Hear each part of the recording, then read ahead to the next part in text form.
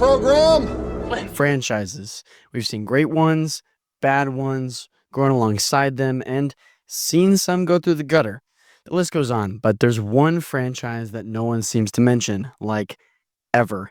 And it's secretly one of the most fascinating. I want to bring Tron out of the dark. I want to show everyone what it has to offer because it deserves a way bigger audience, and I'm hoping you, the viewer, can help me. This video is going to have the lore from the 2 films and TV show, clocking in at a grand total of 10 hours and 45 minutes of content I had to sift through, as well as some behind the scenes and a general breakdown of the films. If it comes up when Tron is mentioned, it will be here. I start this video with 3 disclaimers. 1 for spoilers. Secondly, I won't be covering the games or the comic that was released alongside Tron Legacy. And lastly, a seizure warning. This franchise has lots of lights, so if you're sensitive to that sort of thing, just tread carefully.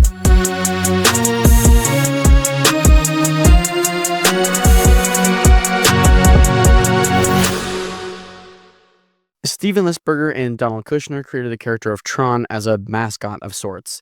Similarly to the Noid from the Domino's ads, Tron was used to help promote Steven and Donald's animation company. Of course, from there he grew into much more.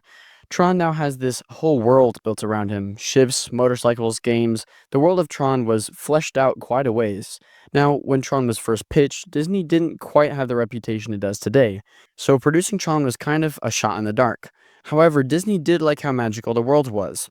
The creators of Tron had a pretty good idea as to what needed to be done in order to pull this off, which definitely boosted the confidence that Disney had in the project. When filming came around, they shot the actors in white costumes on a black stage, already vastly different from any other franchise, but that's taken up a notch by the next process. The animators on the film had to painstakingly get each and every frame and color in the lines where they wanted the light to show through on the film. That's over 75,000 frames of hand-painted art, which you can see throughout its runtime. This was also the first time that computer-generated imagery, or CGI as you know it today, is used extensively. The backgrounds were created with CGI throughout the film, but even more impressively, entire sequences were made, most notably the light cycle sequence. As far as the music goes, the lead instruments are a variety of synth machines paired with the London Philharmonic Orchestra for the vocals. What I found interesting about the orchestra is on some accounts the students said they had no clue what they were singing. It was just gibberish. It's almost as if the orchestra was treated like an instrument as opposed to vocalist. The combination of the instruments and the voices creates this eerie yet magical atmosphere that perfectly encapsulates the film's themes as well as the overall vibes of the grid. After a year of production, Tron was released into the world on July 9th, 1982, which was around the time E.T. had been released. This may have had an overshadowing effect, but I don't know for sure. It was considered a moderate success, as in it turned a profit, but not really sequel-worthy. The critics praised its visuals, and that's about it. In my opinion, this plot really isn't anything crazy, as in Interstellar or Inception level crazy. However, it does lay the groundwork for a deep, intriguing world that was begging for a sequel. It would have been a shame to leave it as is, but what was actually in the film? What was the substance, the groundwork I mentioned? Well, I'm glad you asked, because it's recap time. The MCP notifies Dillinger that someone is trying to access the hidden files. Dillinger decides to lock out any personnel with Group 7 access. This includes Bruce Boxleitner's character, Alan Bradley, who's just trying to work. Let the man work in peace. Hey, Alan, think I can have some of your popcorn? Yeah, sure. Alan is the creator of the Tron program and becomes a good friend of Flynn. He's one of the only people at present-day Encom who fights for what Kevin wanted as opposed to what makes the most money. He is also the frontman behind the Flynn Lives movement, something that we don't talk about until later in this video. Alan goes downstairs to the lab where Laura and Walter Gibbs are working on the Encom SHV-20905 digitizing laser. Ain't nobody got time for that! Aka the Shiva laser. It's here they discuss that Kevin Flynn was likely the one that was breaking into the Encom system, so they decide to pay him a visit. Kevin Flynn is the most important name you'll need to remember. He becomes a sort of god to the second grid. He's the creator of the games Space Paranoids, Light Cycles, Vice Squad, Matrix Blaster, and much more. These games were stolen by Dillinger, and Kevin fights to find the files proving that they were originally his. Lori is Kevin Flynn's ex-girlfriend. She's one of the lead scientists that works on the Shiva laser program in the downstairs lab. She works in the real world with Alan to guide her program Yori to the information that they need from the grid. At one point he dated Lori, and they went, separate ways. Most likely because he's full of himself, because he is very much full of himself. Wi-Fi. Wireless interlinking of digital devices? I thought of that in 85. Kevin Flynn has an arcade that he runs after he was booted from Encom. Only Solutions by Journey is playing as they pull up, which is parallels in Legacy, but we'll talk about that later. On one hand, I understand why he wants the rights to his games back, but on the other, I would not want to run a company, and the arcade would be way cooler. He gets to play games all day, and he even breaks the record for Encom's game, Space Paranoids. We find out soon after that many games, including but not limited to Space Paranoids and Light Cycles, were stolen and later pitched to Encom by Edward Dillinger. Encom then produced these games, and they became wildly successful.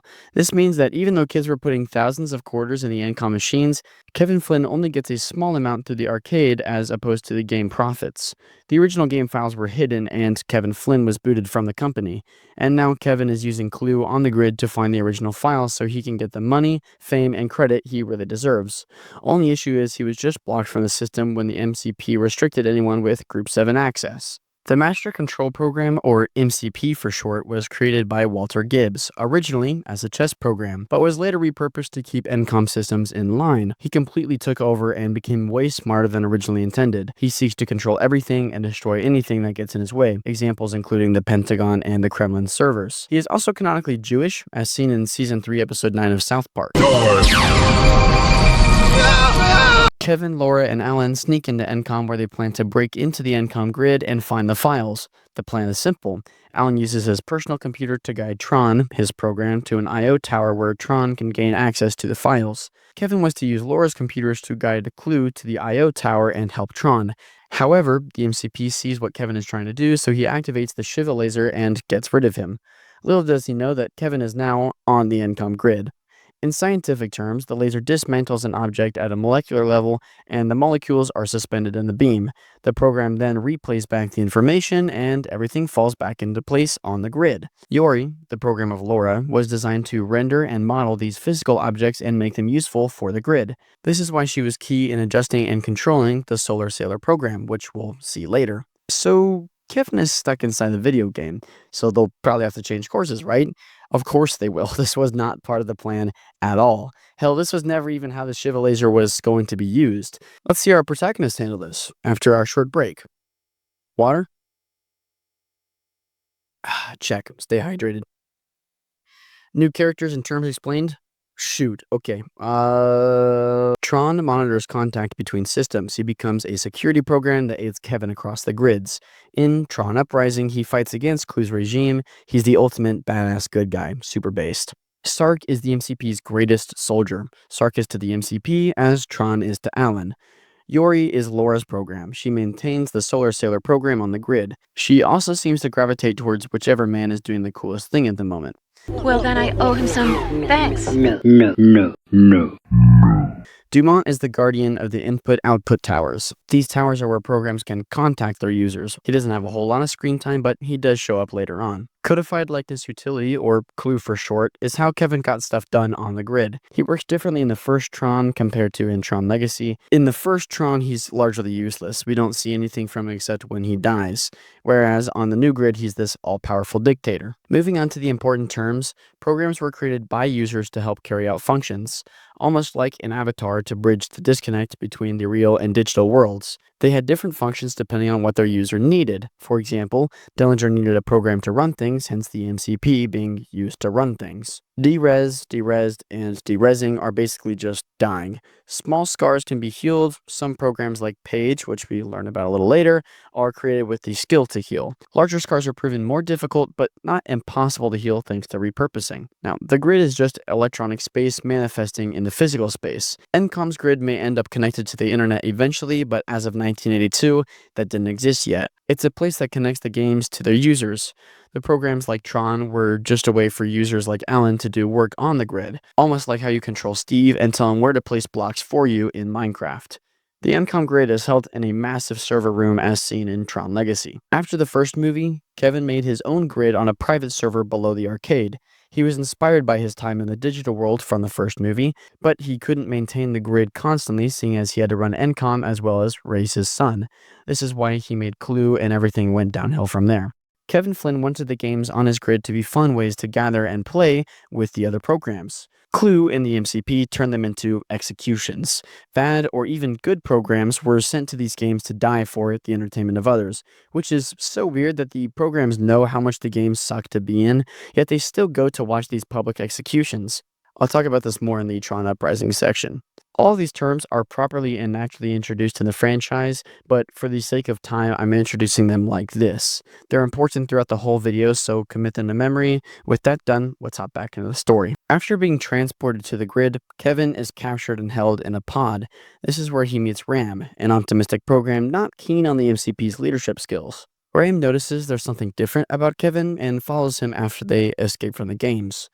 The games include disc wars, which are literally just grown men throwing frisbees. I think the discs on Kevin's grid were an upgrade in every way, except for the fact that they don't have that prominent light trail that they have in the first film. The motion blur on the disc is so satisfying and kind of iconic. We also get this cool game that shows up only on the Encon grid called the Ring Game. You basically bounce a ball off the ceiling, and when it hits your opponent's ring, it breaks it and they fall and get de-rezzed. It would have been cool to see this on the upgraded grid. I think the streamlined art style would have been kind of fire. The last game is Light Cycles. This is the first extensive use of CGI in any film ever. Could be created easier while also making it look better today?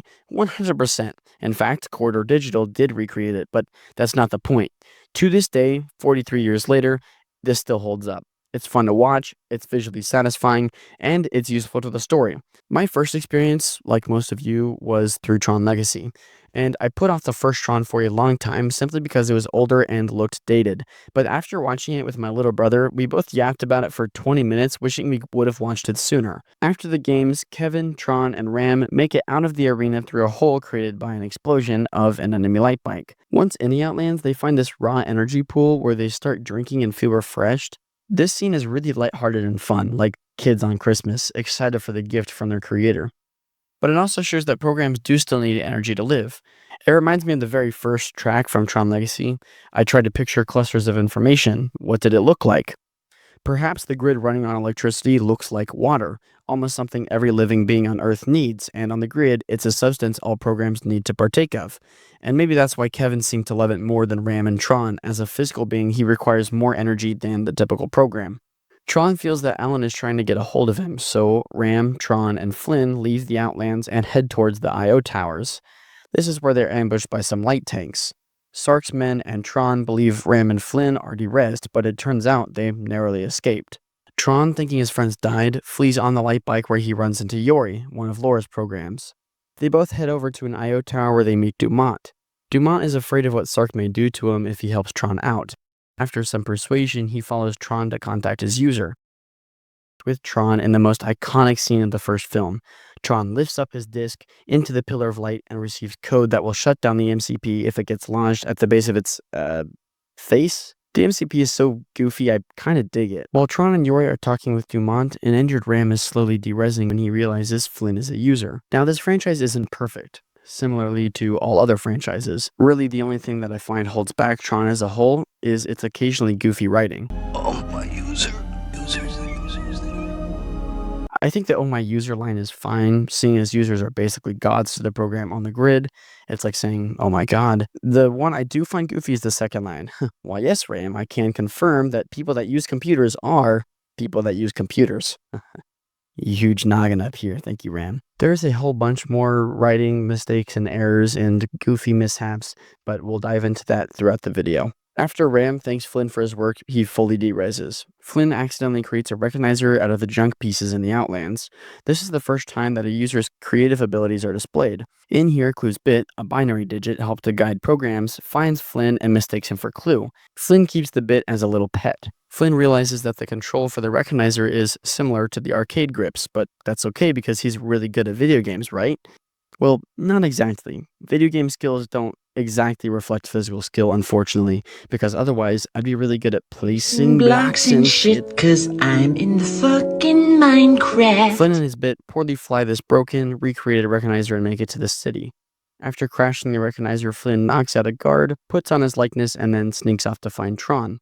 Speaking of which, Tron and Yori with the newly coated disc hijacked the Solar Sailor. It's one of the fastest and most direct ways to travel across the sea of simulation, seeing as it uses a sail to capture the energy in the air to propel itself forward. I actually have no clue how this thing works, but it seems to be the only logical answer, seeing as there is no sun on the grid. Flynn barely made it onto the Solar Sailor, where he tells Tron and Yori that he's actually a user that got stuck in the grid. This leads to my favorite conversation in the whole film. And everything you've done has been according to a plan, right? Flynn loves the confidence that they have in him, but it's just not true. As fantastic and magical as the grid is, it's still a system based on real life. Clue later turns it into a dictatorship. There's torture, sabotage, and theft. But on the positive side, there are games, adrenaline rushes, friends, family, and revolutions. Tron seems disheartened that programs are just made for one thing.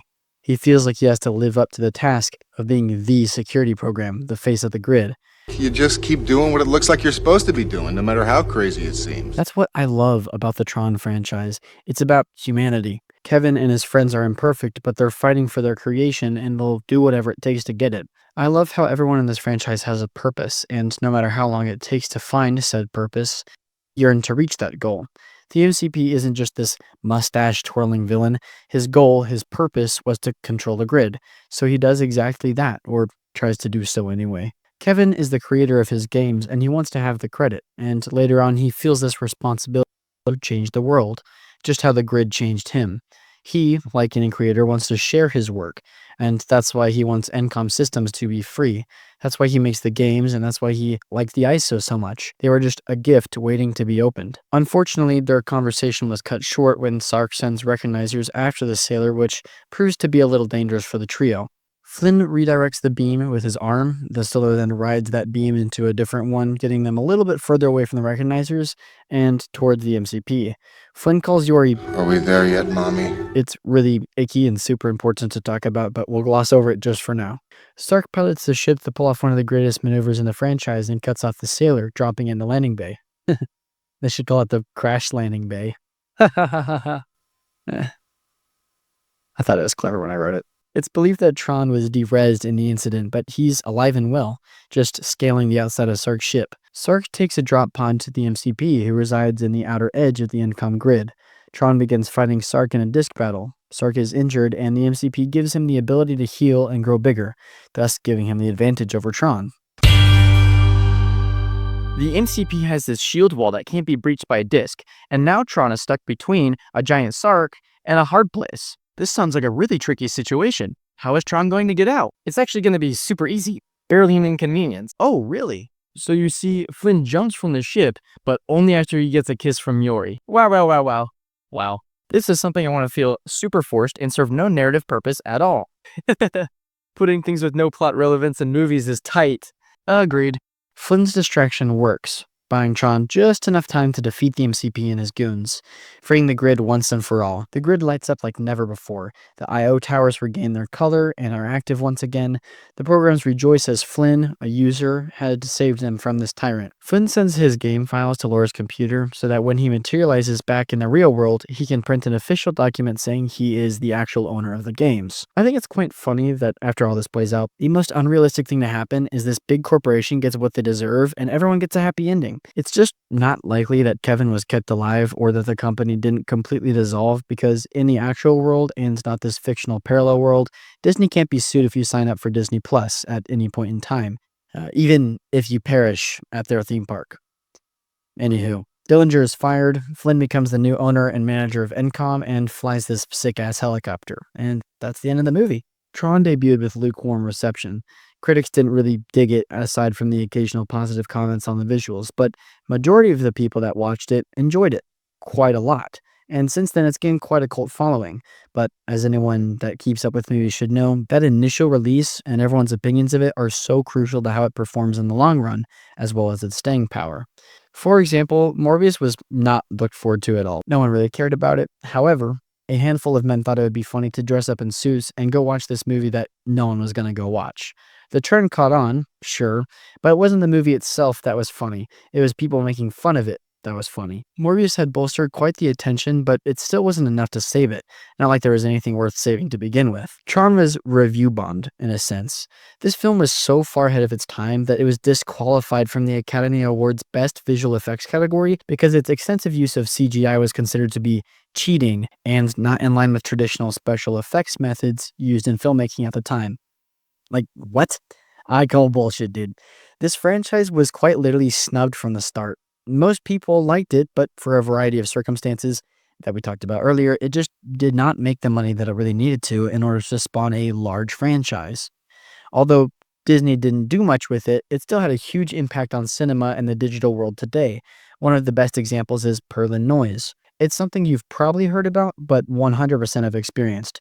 In 1983, after working on Tron, Ken Perlin created a procedural generation algorithm that creates a pseudo-random pattern of values across a grid. It's used to generate natural-looking textures and effects in visual media like movies and games. An easy-to-understand example of this is Minecraft. Perlin Noise is the reason Minecraft is able to have infinitely unique worlds, with intriguing cave generation and pretty forests without looking repetitive. That is, besides the few times it glitches and looks like this. People like John Lasseter saw the potential in how CGI could be used in filmmaking and made Toy Story, and Pixar has severely grown from there. Movies like a Minecraft movie and Jumanji: Welcome to the Jungle, as well as the Super Mario Bros. Movie, were obviously inspired because the main characters are sucked into a video game, just like in Tron. While the world was changing because of this film, Disney didn't really do much with it for 30 years. It wasn't recognizable enough to be Disney's cash cow, so unlike Star Wars, it just doesn't get any content. That was until ballpark late 2008. Tron was finally confirmed to get a sequel. Am I still to create the perfect system? Yeah. Now, sequels like Tron Legacy are few and far between. It's not crazy often that they turn out as good, let alone better, than the original. Most of the time, projects are just revived by the studio to make money. Gladiator 2. And Legacy was 100% revived for money. However, when true, undying fans are given the power to create something great, there is a slim chance that they mess it up because they don't want to see this property that they love become something that they don't want it to become. In this scenario, we have multiple fans working together to create art that they want to create. Joseph Kosinski had massive amounts of faith put on him by Disney. The only notable work that he had up to this point was advertisements, and some damn good ones at that. The most recognizable was the Halo 3 teaser, Starry Night, but while it has some similarities, directing advertisements is nowhere near the same level of directing a feature-length movie with a budget of $170 million. That is a lot of money for a first-time director, and I heard somewhere, but don't have a source to back this up, that makes him the proud holder of the largest budget spent on a first-time director. And although a little leery at first, he took the project head-on and later warmed up to it significantly. The French DJs, Daft Punk, had caught wind of a sequel to Tron, and being the huge fans that they were, they reached out to Disney. Now, Disney was on board with the idea, but were wanting to utilize them simply for the club scenes, because that's what Daft Punk had produced before. But they were adamant on producing the whole soundtrack. So when Joseph Kosinski interviewed them to see what the next step was, he felt that they really hit it off creatively, and they started the scoring process earlier than most movies. And in an interview, Joseph Kosinski stated what we were all thinking. I just can't imagine this film without it. There's a really, really good video essay by The Premise that breaks down the Tron Legacy soundtrack further, and he's much more educated than I'll ever be on music. So I'll be linking his video in the description below, as well as all of the other essays that I took some inspiration and knowledge from, because no good essay can exist without good research first. I don't want to be stepping on anyone else's toes or stealing their content, so all of that will be down below, so please go check out the other artists after you're done with this one. The characters we'll need to know this time around are as follows. Richard Mackey is the current chairman of NCOM. After Kevin disappeared, he pledged to get NCOM back to profitability. This unfortunately means he has to be like every other CEO and make pointless shit really expensive. He's got a minor role, but it's still a name you'll want to know. Ed Dillinger Jr., who is actually played by Cillian Murphy, which I did not know until my most recent watch through, is the son of Ed Dillinger from the first film. He's the lead programmer of NCOM OS 12. He's just as slimy as his father, but rather than stealing games, he legally steals money from customers of NCOM. Bruce Boxleitner is back as Alan Bradley, one of the only people that still believes Flynn is still alive. He raised Sam as a surrogate father, raising him when Kevin couldn't. He's the only reason that Sam shows up to Flynn's arcade at all, still rocking the pager after all these years. Sam Flynn, the 27-ish son of Kevin Flynn, is a little discouraged by his father's disappearance, but is willing to live his legacy no matter what, breaking into NCOM to foil the plans of the evil corporation and release NCOM OS 12 for free. He's street and grid smart. He catches onto the games quickly and learns how to parachute off tall things. He's adventurous and quippy, making for the perfect action hero. I actually got to meet Sam Flynn himself, Garrett Hedlund, last year at Comic-Con. People say not to meet celebrities you really like, but Garrett was actually really chill. I told him my younger brother couldn't make it to the convention, and he suggested I FaceTime him, which I wasn't even thinking of. He said that brotherly bonds are super important, and that he's glad I've held on to mine. I think it's interesting that those words parallel the themes of legacy, those themes being about family. But I am very glad I got to meet him, and got some sweet pictures signed as well. As for Sam's dad, we reunite with Kevin Flynn. After creating the new grid, he bounced back and forth between the real world and the grid. He disappeared and had a lot of time to reflect on everything in his life. 20 years is a long time IRL, but on the grids, it's even longer because of the time dilation. A millicycle, or thousandth of a cycle, is about 8 hours IRL, so Kevin spent 23 million hours on the grid, while his son only spent 184,000 in real life, meaning Kevin perceived his time on the grid as being 2,625 years long when it was only 20-ish IRL. This means the grid time moves differently by a factor of 125, I think. I am not really a math guy, you know? The grid. A digital frontier. I tried to picture clusters of information as they move to the computer. What do they look like? Ships, motorcycles, with circuits like freeways. I kept dreaming of a world I thought I'd never see. And then, one day, I got in.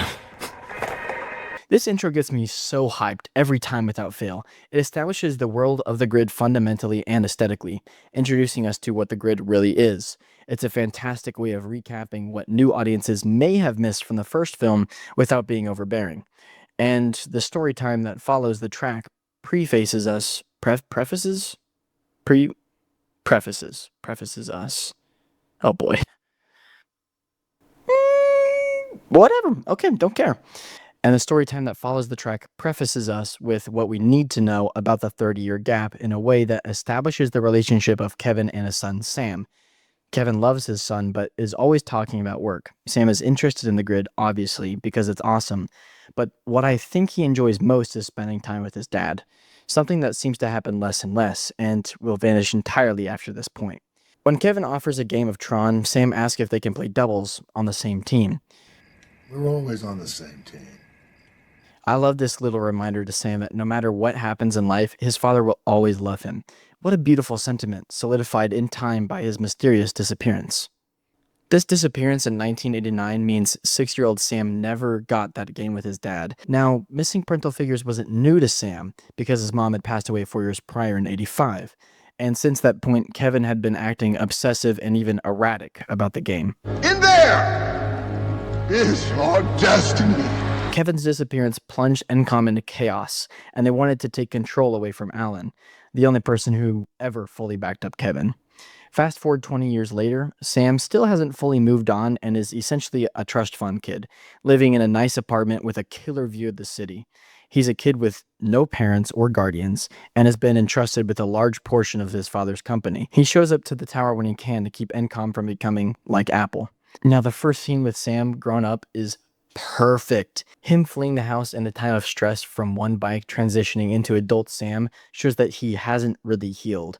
He's the same hurting kid, but with faster, more expensive ways to hide his feelings. The music takes over my brain and just tickles it in such a way I can't even begin to describe how much I love it. I'm 90% sure that every guy that rides a sports bike saw this scene when they were younger and said, Spectacular, give me 14 of them right now. Really? Mm-hmm. Do you know what's in here? I don't care, don't tell me. He breaks into NCOM using a decoder, which is followed by the first clear indicator that this film was made by fans.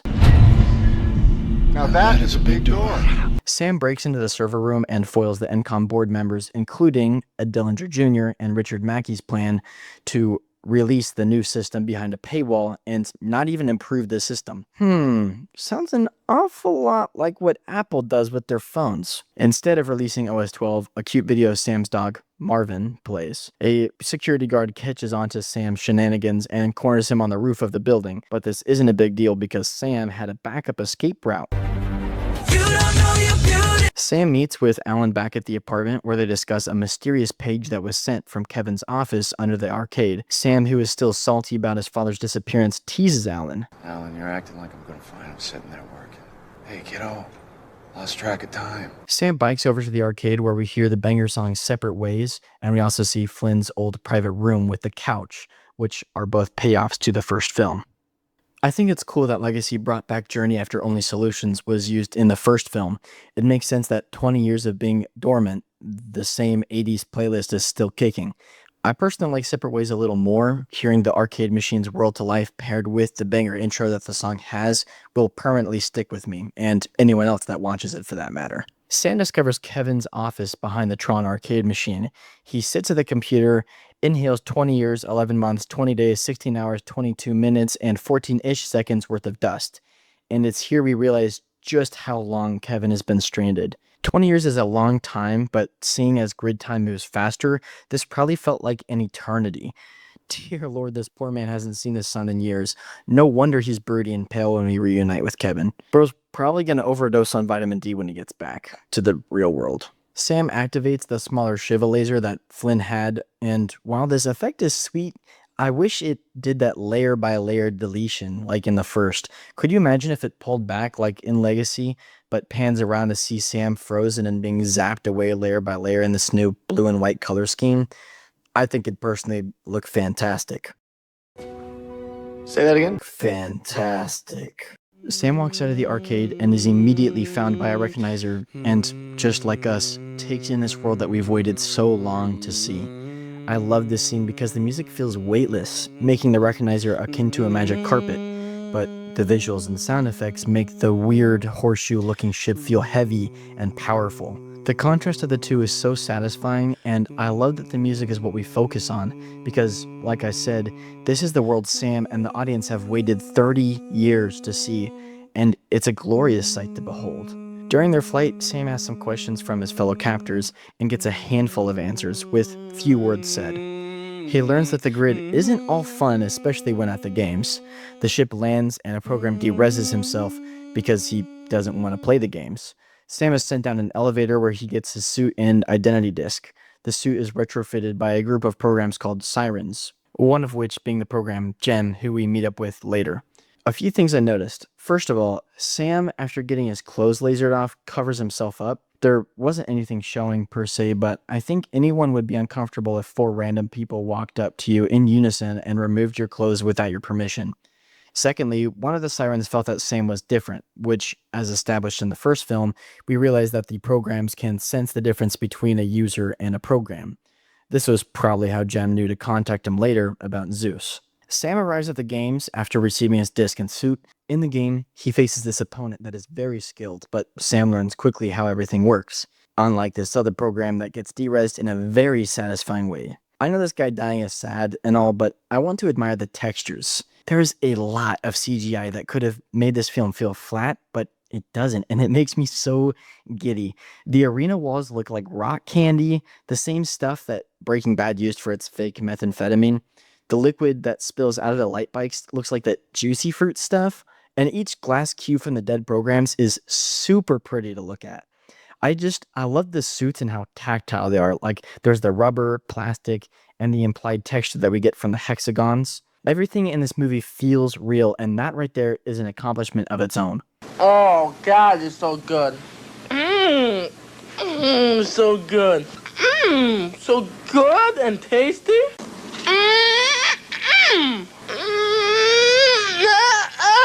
Something else I want to mention, the chants in the background of the scene were actual fans of the film at Comic-Con. Joseph Kosinski directed the crowd to say certain phrases, and apparently it was super cool to experience, and it makes me kind of jealous that I wasn't there for it. But then again, this was like 2012, so I was like 7. No, 2010. Came out in 2010. I was even younger. I was like probably 4 when they filmed that. Ooh, I'm 20 now. That makes me feel old.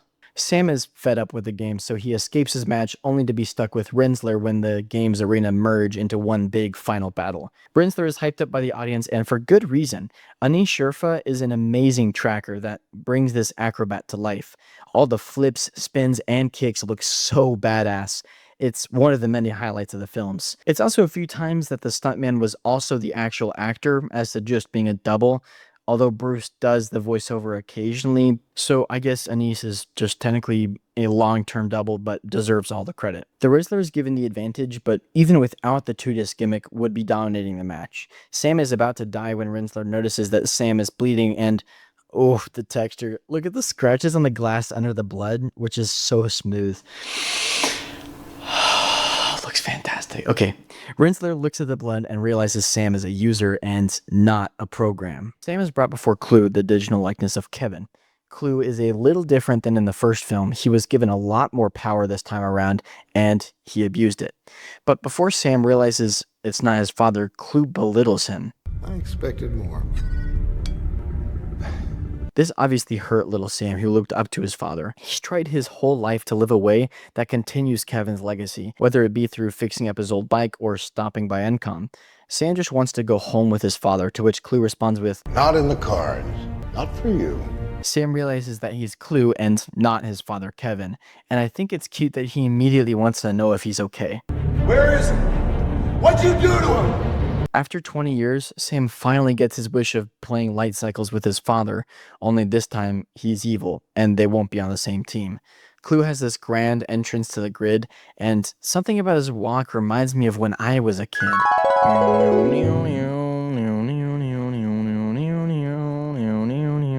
Jarvis, Clue's loyal servant, this guy right here in the ugly visor, which pisses me off, by the way, because literally everyone else in the franchise has a cool helmet. Rensselaer, Clue, the Black Guard, Renegade, Paige, Mara, literally everyone has a cool helmet except for this guy.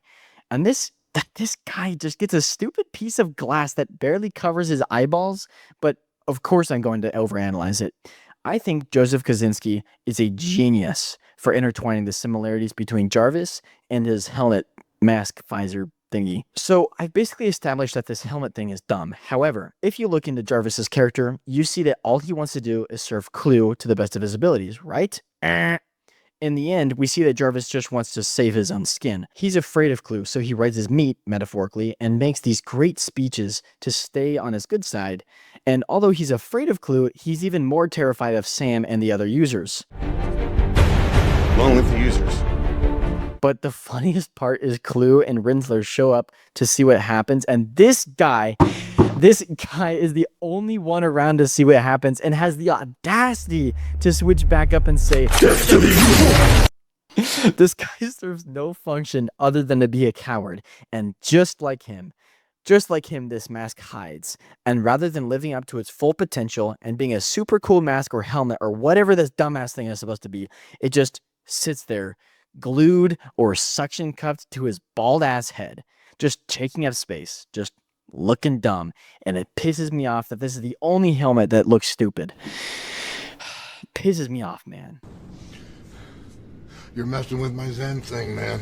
Jarvis gives a speech to hype up the audience, but Clue says it wasn't for the audience. It was implied that it's meant for Kevin Flynn or anyone else listening for him, in this case, Cora. This show of spectacle was all part of the plan to have Kevin resurface, Sam getting captured by Kevin, and then they make a dash for the finish line where Clue hitches a ride into the real world. The light cycle battle is so gorgeous. It takes everything that worked with the first film's battle and amplifies it. The teamwork, the sounds, the bright lights are still here, but it forgoes the repetitive grid pattern, simple explosions, and destruction. The bike materializes from these batons that basically release... Water bucket, release! Man, I wrote this script before I was brain rotted. It releases the physical data of the vehicle, or in some case, weapons. If I had to pick one shot that captures the vibe of this movie, no shot would be better than this one. Now this I can do. The music, the sound design, the cinematography all culminate to create the moment ingrained in my brain. This music is soft while the visuals are bold. The light bike materializing, showing each detail of the bike displays how intricate this world is deep down, each piece meticulously thought out. This simple shot of Sam running tickles my brain like never before, and anyone who has seen this movie can agree. After riding around the arena, teammates lost one by one and being left defenseless, Sam is saved by Cora, who shows up in the Light Runner. She takes him off grid to his father's hideout, where they meet up for the first time in 20 years. This reunion is short, almost a little too short. Sam and Kevin hug and cry for a little bit, talking about how old and big they are. After all, it's been 20 years. Kevin turns away from Sam to go think about some stuff, but you can see on Sam's face that he wishes they would have hugged for longer. And I can gather all of that from expressions and body language, so I do not want to hear that Garrett was a bland protagonist that couldn't properly live up to the action hero role. Lots of people, when it was released, and still people today, don't think Garrett played a very good protagonist. But I'm calling slander because I looked up to him as a kid. He's a badass that quickly adapted to his surroundings, determined and brave, but most importantly, loved his dad. The casting director interviewed and considered many big names, but landed on Garrett Hedlund. They picked him for a reason, and I'm glad they did. Garrett portrayed a memorable character in a movie full of many great things, so I don't even want to hear hate from this point forward. I'm just sick of it. I want there to be a Hayden Christensen kind of reunion where everyone's like, oh, he's so trash. And then like 20 years down the line, they're like, actually, his performance peak, it was just the script that sucks. Don't want to hear any of it, which the script does not suck. At some points it does. But in that situation with him and his dad, it was amazing. After the little family reunion, Sam goes on a self-guided tour of Kevin's hideout while Cora narrates. Books, artifacts, and the beautiful architecture are showcased. Journey without goal must have a killer ending. This is followed by the super awkward, but in my opinion, very natural conversation. It gives off cousin Mita vibes, you know, when you see your cousin for the first time in years. And at first it's just this awkward stare, as if you've never met this human in your life.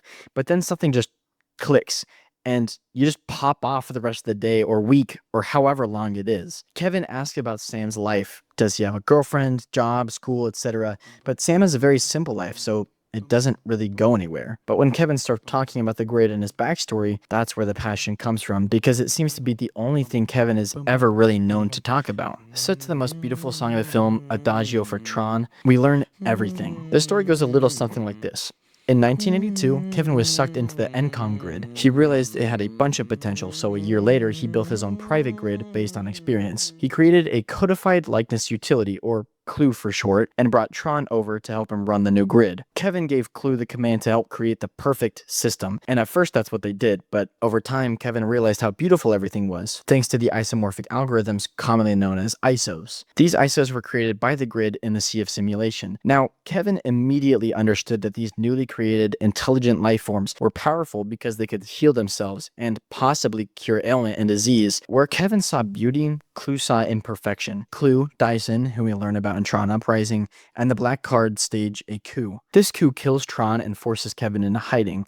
The portal shut down, and like a safe, could only be opened from the outside. Kevin was trapped. The ISOs came out of nowhere and created quite an uproar around town. Clue fed lies to the programs of the grid, and eventually there was a tipping point. Clue purged the grid of the ISOs, and now, 20 years later, the portal is open, providing a way home. But Kevin explains how they can't just race back to the portal because his disc is the master key. If Clue gets a hold of Kevin's disc, he could leave the grid and enter the real world, which would be bad because The guy doesn't dig imperfection. What's more imperfect than our world? Sam doesn't like the idea of just sitting around to avoid Clue taking over. You can see the disappointment in his eyes as Kevin gives up on living with Sam in the real world again. Sam goes to the room where he chats with Cora about reintegration, a process that would delete Clue, but it would also kill Kevin. Sam sets the idea aside because he's not willing to give up on his father just after getting him back. He devises a plan to meet up with Zeus, whom Cora knew during the Purge, and maybe gather protection for when they go to the portal. Sam takes Kevin's classic bike into town and then trades it for the robe of some homeless guy who then gets caught by the guards. Jem, the program from the armory, finds Sam and leads him to the End of Line Club.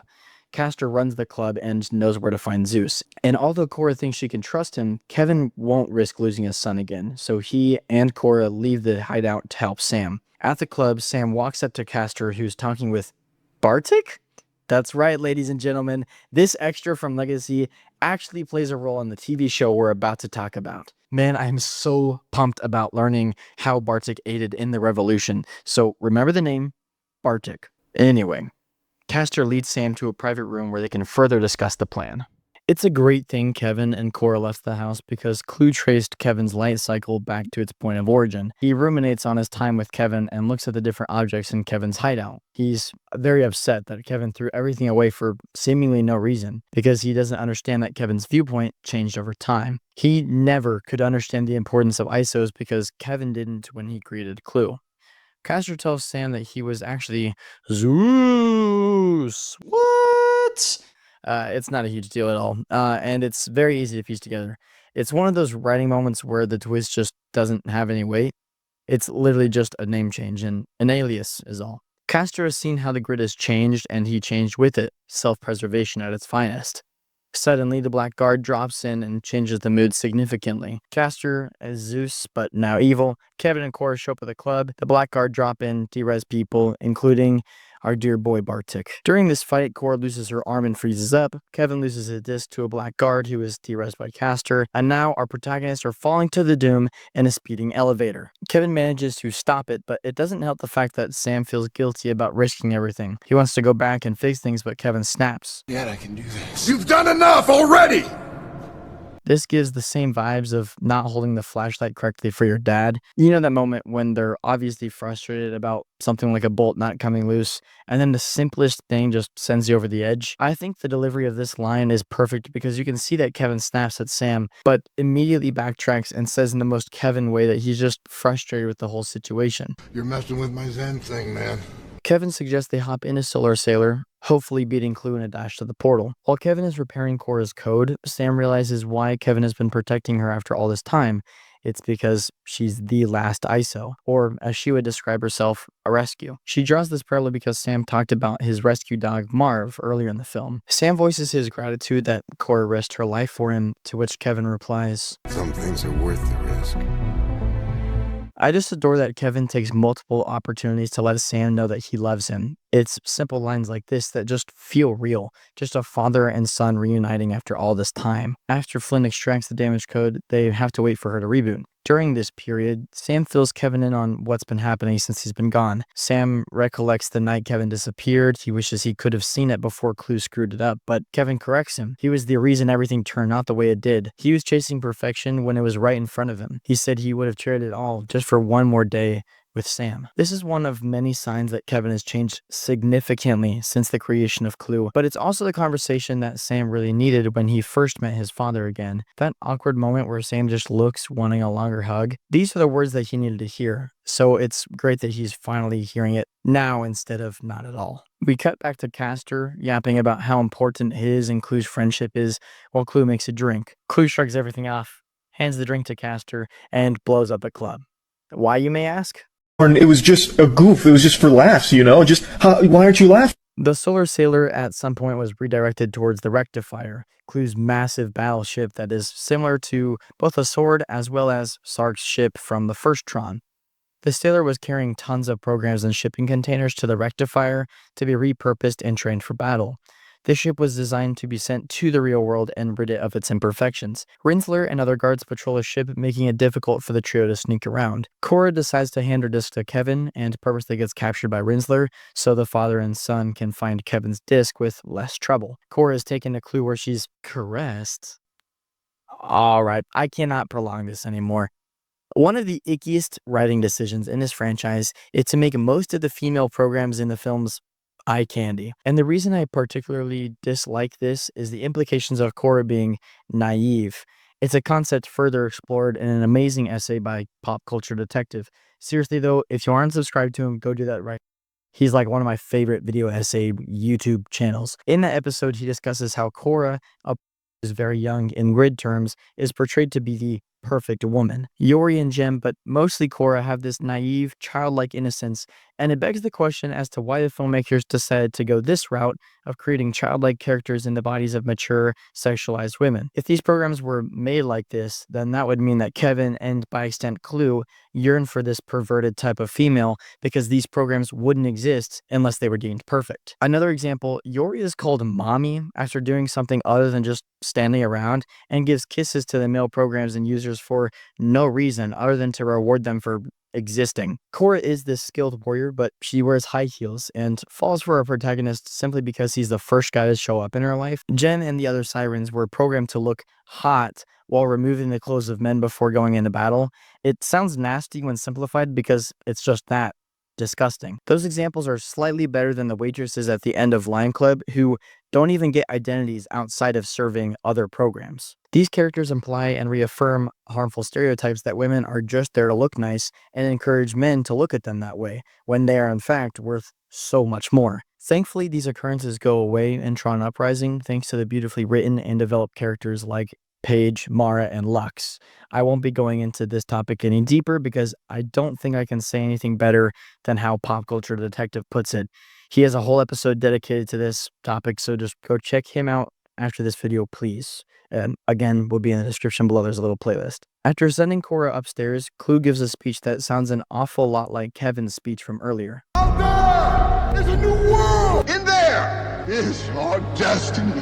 I think it's genius that the filmmakers planted the seeds that Flynn used to be crazy about the grid. He was so caught up in his work when he disappeared, and it's so sweet to see how much he's changed. I think those seeds are when we were actually first introduced to Clue. Not this moment in the throne room, but here on the stage at Encom. At this point in the film, the audience starts to fully piece together how Clue started to become the antagonist of this film. Not a villain, but an antagonist. Clue is not evil. He's simply just a program trying to do what he was told, and it's all because Kevin didn't know any better when he created Clue. Clue is simply mad that his creator and friend abandoned him and left him to create the perfect system on his own. Where are you now? At one point during this speech, Clue points out to the key in the tower. Sam decides it's best to split up temporarily, so he goes to retrieve the disc and maybe Cora, while Kevin goes to the flight deck to get some wheels. Sam ignores the cowardly Jarvis and goes straight for the disc. On his way out, he asks where Cora is, to which his question is immediately answered when Rinsler shows up with Cora being held captive. Sam throws his and Kevin's disc, which distracts Rinsler long enough for Cora to kick him, grab the two throne discs, and break free. Sam and Cora grab a light chute, which is one of my favorite designs out of all of the vehicles. These chutes are also the reason I think the Blackguards look kind of like bugs. The hexagons that make up the wings look super mesmerizing for sure. Anyway, Sam and Cora jump down below and onto the flight deck where they hijack a three-seater light jet with Kevin. Clue meets with Rinsler at the top of the ship where they look at each other and wonder what happened.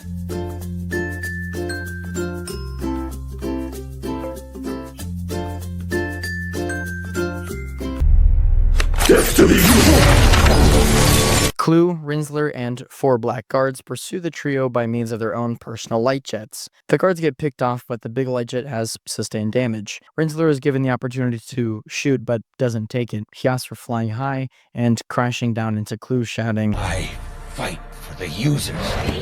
This moment is super cool, but honestly, it just does not have the weight that it should when looked at through the lens of Legacy on its own. There was some subtle foreshadowing that Rinsler was actually Tron for those that watched the original 82 film. The 4 dots on Rinsler's chest are in the same pattern of the Tron logo. When Rinsler says user, you can recognize that it's Bruce Boxleitner's voice, but people that were just introduced to the franchise through Tron Legacy don't really know that Alan was the user that created Tron, so you don't even piece together that Rinsler and Tron are the same skilled warrior.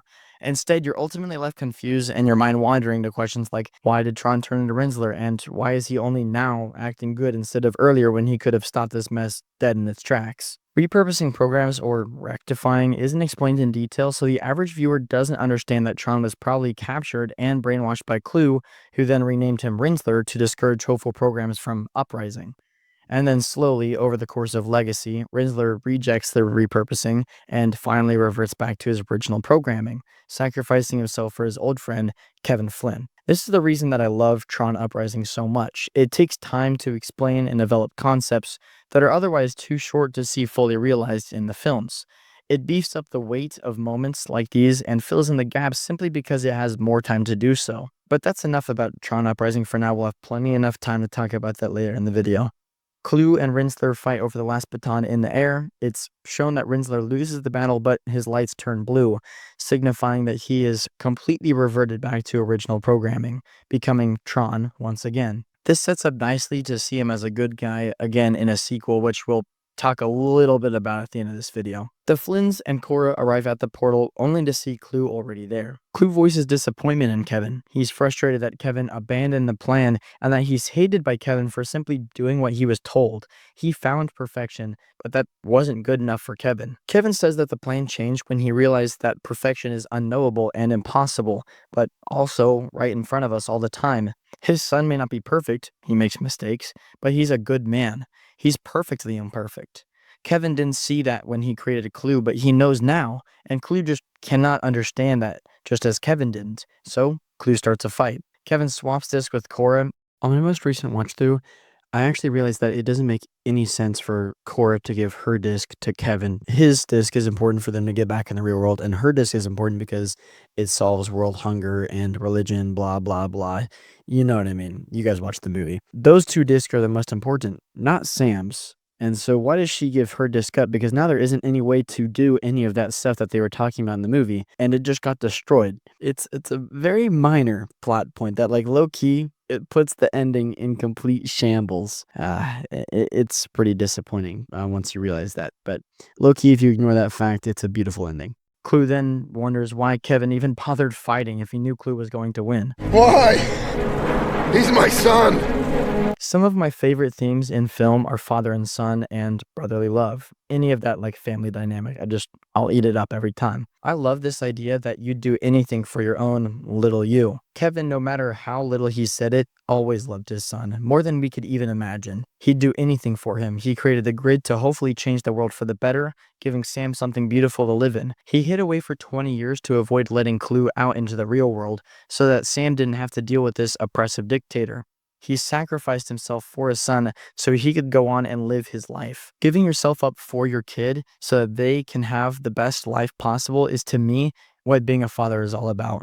I love Jeff Bridges' line delivery here. It makes me choke up every time without fail. It's just phenomenal. As Sam and Cora use the portal, Kevin begins the reintegration process, killing him and Clue while producing an explosion big enough to wipe out a large amount of the surrounding grid, including the rectifier. Sam downloads some information from Kevin's PC where it's implied that it's Kevin's consciousness, which could pave a way to revive him in the sequel, which is probably how he's going to return in the upcoming Tron Ares. Sam meets Alan upstairs to talk about how he's taking over ENCOM once more, making Alan his chairman and informing him that he was right about his father still being alive. This conversation was just the start of the Flynn Lives movement. Flynn Lives was a short film attached to the Tron Legacy upon its physical release. In this film, there's a series of messages being shared across the web, t-shirts, and with spray paint. For the most part, it's just crazed fans thinking that Kevin has something planned and that he didn't die or disappear, just hiding. It turns out that Alan has been funding the frontman under the nickname Isolated Thinker. Now, this frontman goes by Zack Attack, but it turns out to just be Ram's user. Yes, sir. We finally get to see Ram again for the first time in 30 years. I'm going to be honest, this short film doesn't mean a whole lot. It's just a silly little story that acts as a little bit of world building, and that's totally fine. The Flynn Lives movement was just a way for Alan to hype up Sam as the new CEO, as well as garnering publicity for ENCOM. So after a conversation with Alan, Sam meets Cora outside where he tells her they're going to change the world. And it all starts with Cora's first sunrise. You can see the joy on her face, a moment that captures that feeling when the sun hits your skin and you get a bump of vitamin D on a very warm, sunny day. It's funny that she calls herself a rescue because in this moment, she looks like that one dog meme, which I'll put on screen now. Something I noticed about the color grading in this movie is that when we start in the real world, a cold feeling, bland, grayish landscape is only illuminated by a harsh white light or soft cream colored light. The first time we see some actual color is in the arcade, but it's just kind of a mess. The colors aren't thoughtful, just a blur of two realities. Then we step into the grid, where we have multiple thoughtfully placed orange, blue, and white lights. The grid feels extra colorful because the real world before was so bland. But once we get out, we see that this world is illuminated by a sunrise, a fresh start. Core isn't ghostly pale, the grass and trees are a happy, vibrant shade of green. It uses color to tell a complete story, and to me, it's super satisfying to see the visuals pay off in the end. The movie ends, and we get my second favorite end credit sequence ever, right between Oblivion and Spider-Verse 2. The end titles track hits so hard, I'm just left there stunned waiting for it to end before I can finally stand up. Literally, I'm watching the credits like, whoa. And then it goes to the regular scrolling. I'm like, okay, now I can leave. But I have to be completely seated for that. It's insane. Now, upon release, Disney really pushed for this to be a new franchise. They wanted it to blow up. They had tons of awesome toys and memorabilia released, but for some reason, it just did not stick at all. Similarly to the first Tron, critics just didn't like the film all that much. This stood as a visual spectacle with a unique soundtrack, but it was only nominated for a single Academy Award, which was Best Sound Editing. Once again, the critics disregarded the film and its many accomplishments, and Disney ultimately stopped pushing for it, which is really unfortunate because this film was technologically impressive. They shot the film for 3D as opposed to just adding the 3D effects digitally, which means everything was filmed with 2 cameras. And on top of that, they had to carefully plan scenes to integrate the integral CGI, one of which was the digital de-aging of Jeff Bridges as Clue. This particular effect comes up every time Tron Legacy is mentioned. I personally don't have any issues with it. It's a little weird in some parts, but I'm never mentally removed from a scene because of it. And as far as CGI goes, it was pretty impressive. The only other movies that had used it on that wide of a scale are The Curious Case of Benjamin Button and X-Men Last Stand. But Clue was a character that had plot significance and lots of consistent screen time. The de-aging technology was used for the whole character as a way to bring young Jeff Bridges back to life. Since its use in Tron Legacy, we have seen widespread use of this technology. Tom Hanks recently used it in the 2024 film Here. In the film, it looked really good. I didn't even really notice it until it clicked. I was like, whoa, this technology has come a long way. I was like, Tom Hanks does not look like that anymore. Some other examples include Grand Moff Tarkin and Princess Leia in Rogue One. Obviously, those feel a little dated as well, but again, it's been a long time. We also see Luke Skywalker in The Mandalorian and Indiana Jones in his 5th film. I just realized all of those last ones I mentioned were by Disney. So way to go Disney for being on top of the game. Now, around the time Legacy was being produced, Disney greenlit a little show called Tron Uprising. I've talked about it a little bit in this video so far. They marketed it around the same time that Tron Legacy was coming out. This was in hopes to grab the Tron Legacy fans and put them on a new TV show. But what was to come of this show that no one seems to have heard of? Why is it so hidden, and what was the cause of its flop? Was it the quality issues or something else entirely?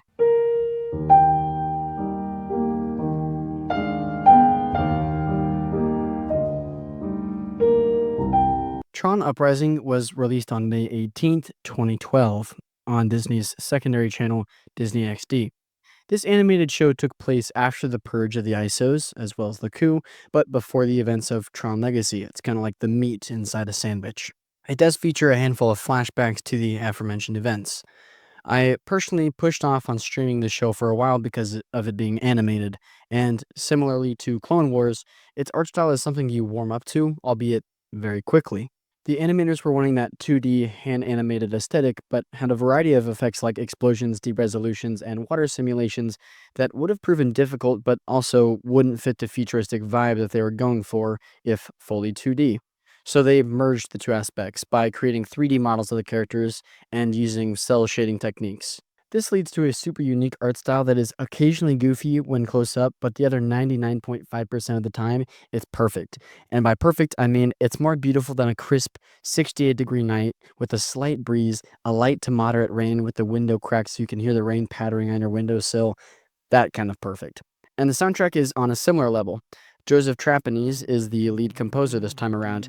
I think he did a fantastic job at making it sound like Tron Legacy as opposed to the first Tron, but still standing wonderfully on its own. Beck's theme will forever be ingrained in my membrane, and the remixes featured on the album are also pretty fire. Before we continue on with the Uprising Breakdown, I want to say a big thank you for making it this far. I have put, wow, it says 4 months on here. I put 4 months into the script. I'm almost a full year into making this video. The recording itself and the editing has taken 2 months, so it's been a long time in the works. It's finally out. I am super proud of how this video has turned out, and I'm glad I spent the time to make this essay. If you're enjoying it, which you must be if you're this far deep, consider subscribing and leaving a like. I mean, seriously, it helps out the channel a lot, helps it grow, and it'd make me feel a little bit better after putting a whole year of time and effort into one video. All right, so Beck, our main protagonist, is a great mechanic that works at Abel's garage. After witnessing the death of his coworker and friend Bodhi, he got fed up with Clue and his goons. He takes on the Tron mantle to bring hope to the grid. He wishes to make the grid a better place by starting an uprising against General Tesla, Clue, and his army. Under his new identity, he's known as the Renegade. I'll use Beck and the Renegade interchangeably, unless I need to specify, which I will at that point. But if I say the Renegade is fighting Tesla, and then I cut to Beck in the exact same scene, he's obviously still in the Renegade suit. I don't know, I'm lazy and it's not very consistent. I'm not consistent, the show is, obviously. Zed is an even better mechanic than Beck, seeing as he was able to make his own light bike from scratch in one of the episodes. Zed is a perfect example of why the show wouldn't have worked in live action, because his haircut is giving Guy Gardner. He's a little leery of the Renegade simply because he feels he's not really making that much of a difference. If anything, he's just making the rules and curfew more harsh, which is totally valid. Now, Beck and Zed are great friends in the beginning, but as time goes on, they get a little more distant as Beck shows up to work less and less. Zed also has a crush on our next character, Mara. Mara is the coworker of Zed and Beck. She supports the Uprising whenever she can, even if it's just by the word of mouth. She thinks the Renegade is super cute, as well as a great role model. Little does she also know that her best friend is the Renegade. So now there's this weird love triangle thing, but we'll see how that plays out. As for her relationship with Zed, it's never really clear. They're friends, but it doesn't go much past that. It's kind of odd. Anyway, Bodhi is a coworker that plays disc wars with Beck and other employees. He has limited screen time, but he's still super important simply because his death is the catalyst for Beck to start the uprising. Bruce Boxleitner reprises his role as Tron. He was moved from the Encom grid to Kevin's grid, where he protected the programs until Clue forced Kevin into hiding and left Tron scarred. We just talked about that in Legacy. Being too weak from these scars to effectively fight back against Tesla and Clue, he looks for a strong-willed successor like Beck. He decides to train Beck in hopes to start and fuel an uprising and ultimately end the slavery and injustice that's been going on for years. Abel is the owner of the garage in Argon City. He's the supervisor over Mara, Zed, and Beck. He's kind and cares for his fellow programs. This leads to a very positive, family-like atmosphere in the garage. Everyone is close-knit. He plays a larger role before and towards the end of Uprising, but for the most part is just kind of in the background, and you know what? Every TV show has those. It's okay. Paige is a high-ranking female officer under Tesla's command. She's one of the first to encounter the Renegade face-to-face. She recognizes that he is quite talented and tries to inform Pavel and Tesla that he will lead to trouble. Okay, I hate Pavel, and you will too. And that feeling only gets worse as time goes on. It does not help that he looks like Hitler. He has his hair swept to one side, as well as a shadow under his nose that makes it look like a mustache. He has this feud with Paige because he wants all of the power and control to himself. He'll backstab, plot, and scheme just to get whatever he wants. He's a villain and a monster, actually. General Tesla is one of Clue's presumably many generals. He commands Paige and Pavel, ordering them to do his work, but he's also a skilled fighter, more than capable of holding his own. He uses terms like renegade to belittle the movement, never referring to him as Tron because that would give the programs hope that there is something there to save him. Tron is kind of like a dirty word if you're under Clue's command. I mean, they hate the guy. This is because Tron stands for everything that they do not. He stands for freedom and hope and safety. And you can't really have those three things if you're trying to occupy, well, an entire civilization of people. Please don't touch me while I'm bestowing knowledge. Argon is a different town than the already controlled Tron City. Clue must have wanted to expand his influence, so he sends General Tesla to occupy the peaceful Argon. Tesla drops a statue of Clue in the middle of a park where Beck and his coworker friends were playing games. Bodhi gets upset for no longer having a park and gets derezzed right in front of his friends, including Beck, who decides to do something about it. Beck's first act of insurrection is decapitating the Clue statue and putting a bomb inside its hollow shell and blowing it up. This obviously garners Tesla's attention as he sends Paige after the Renegade. She is quite impressed by his skill, and this scene fully displays the attention and detail that the animators had. We have reflections, water ripples illuminated by the outstanding lighting, and jiggle physics. Yeah, I was watching this on my large TV screen, and I noticed that Paige was given jiggle physics. And before I'm labeled as a gooner, I just want to go on record and say that the jiggle physics were directly in the line of sight, backlit, and dead center of the screen.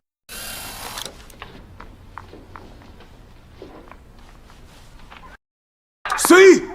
You see? Well, you don't see it? He moves! Right there! Wait! Right there! Coincidence? I think...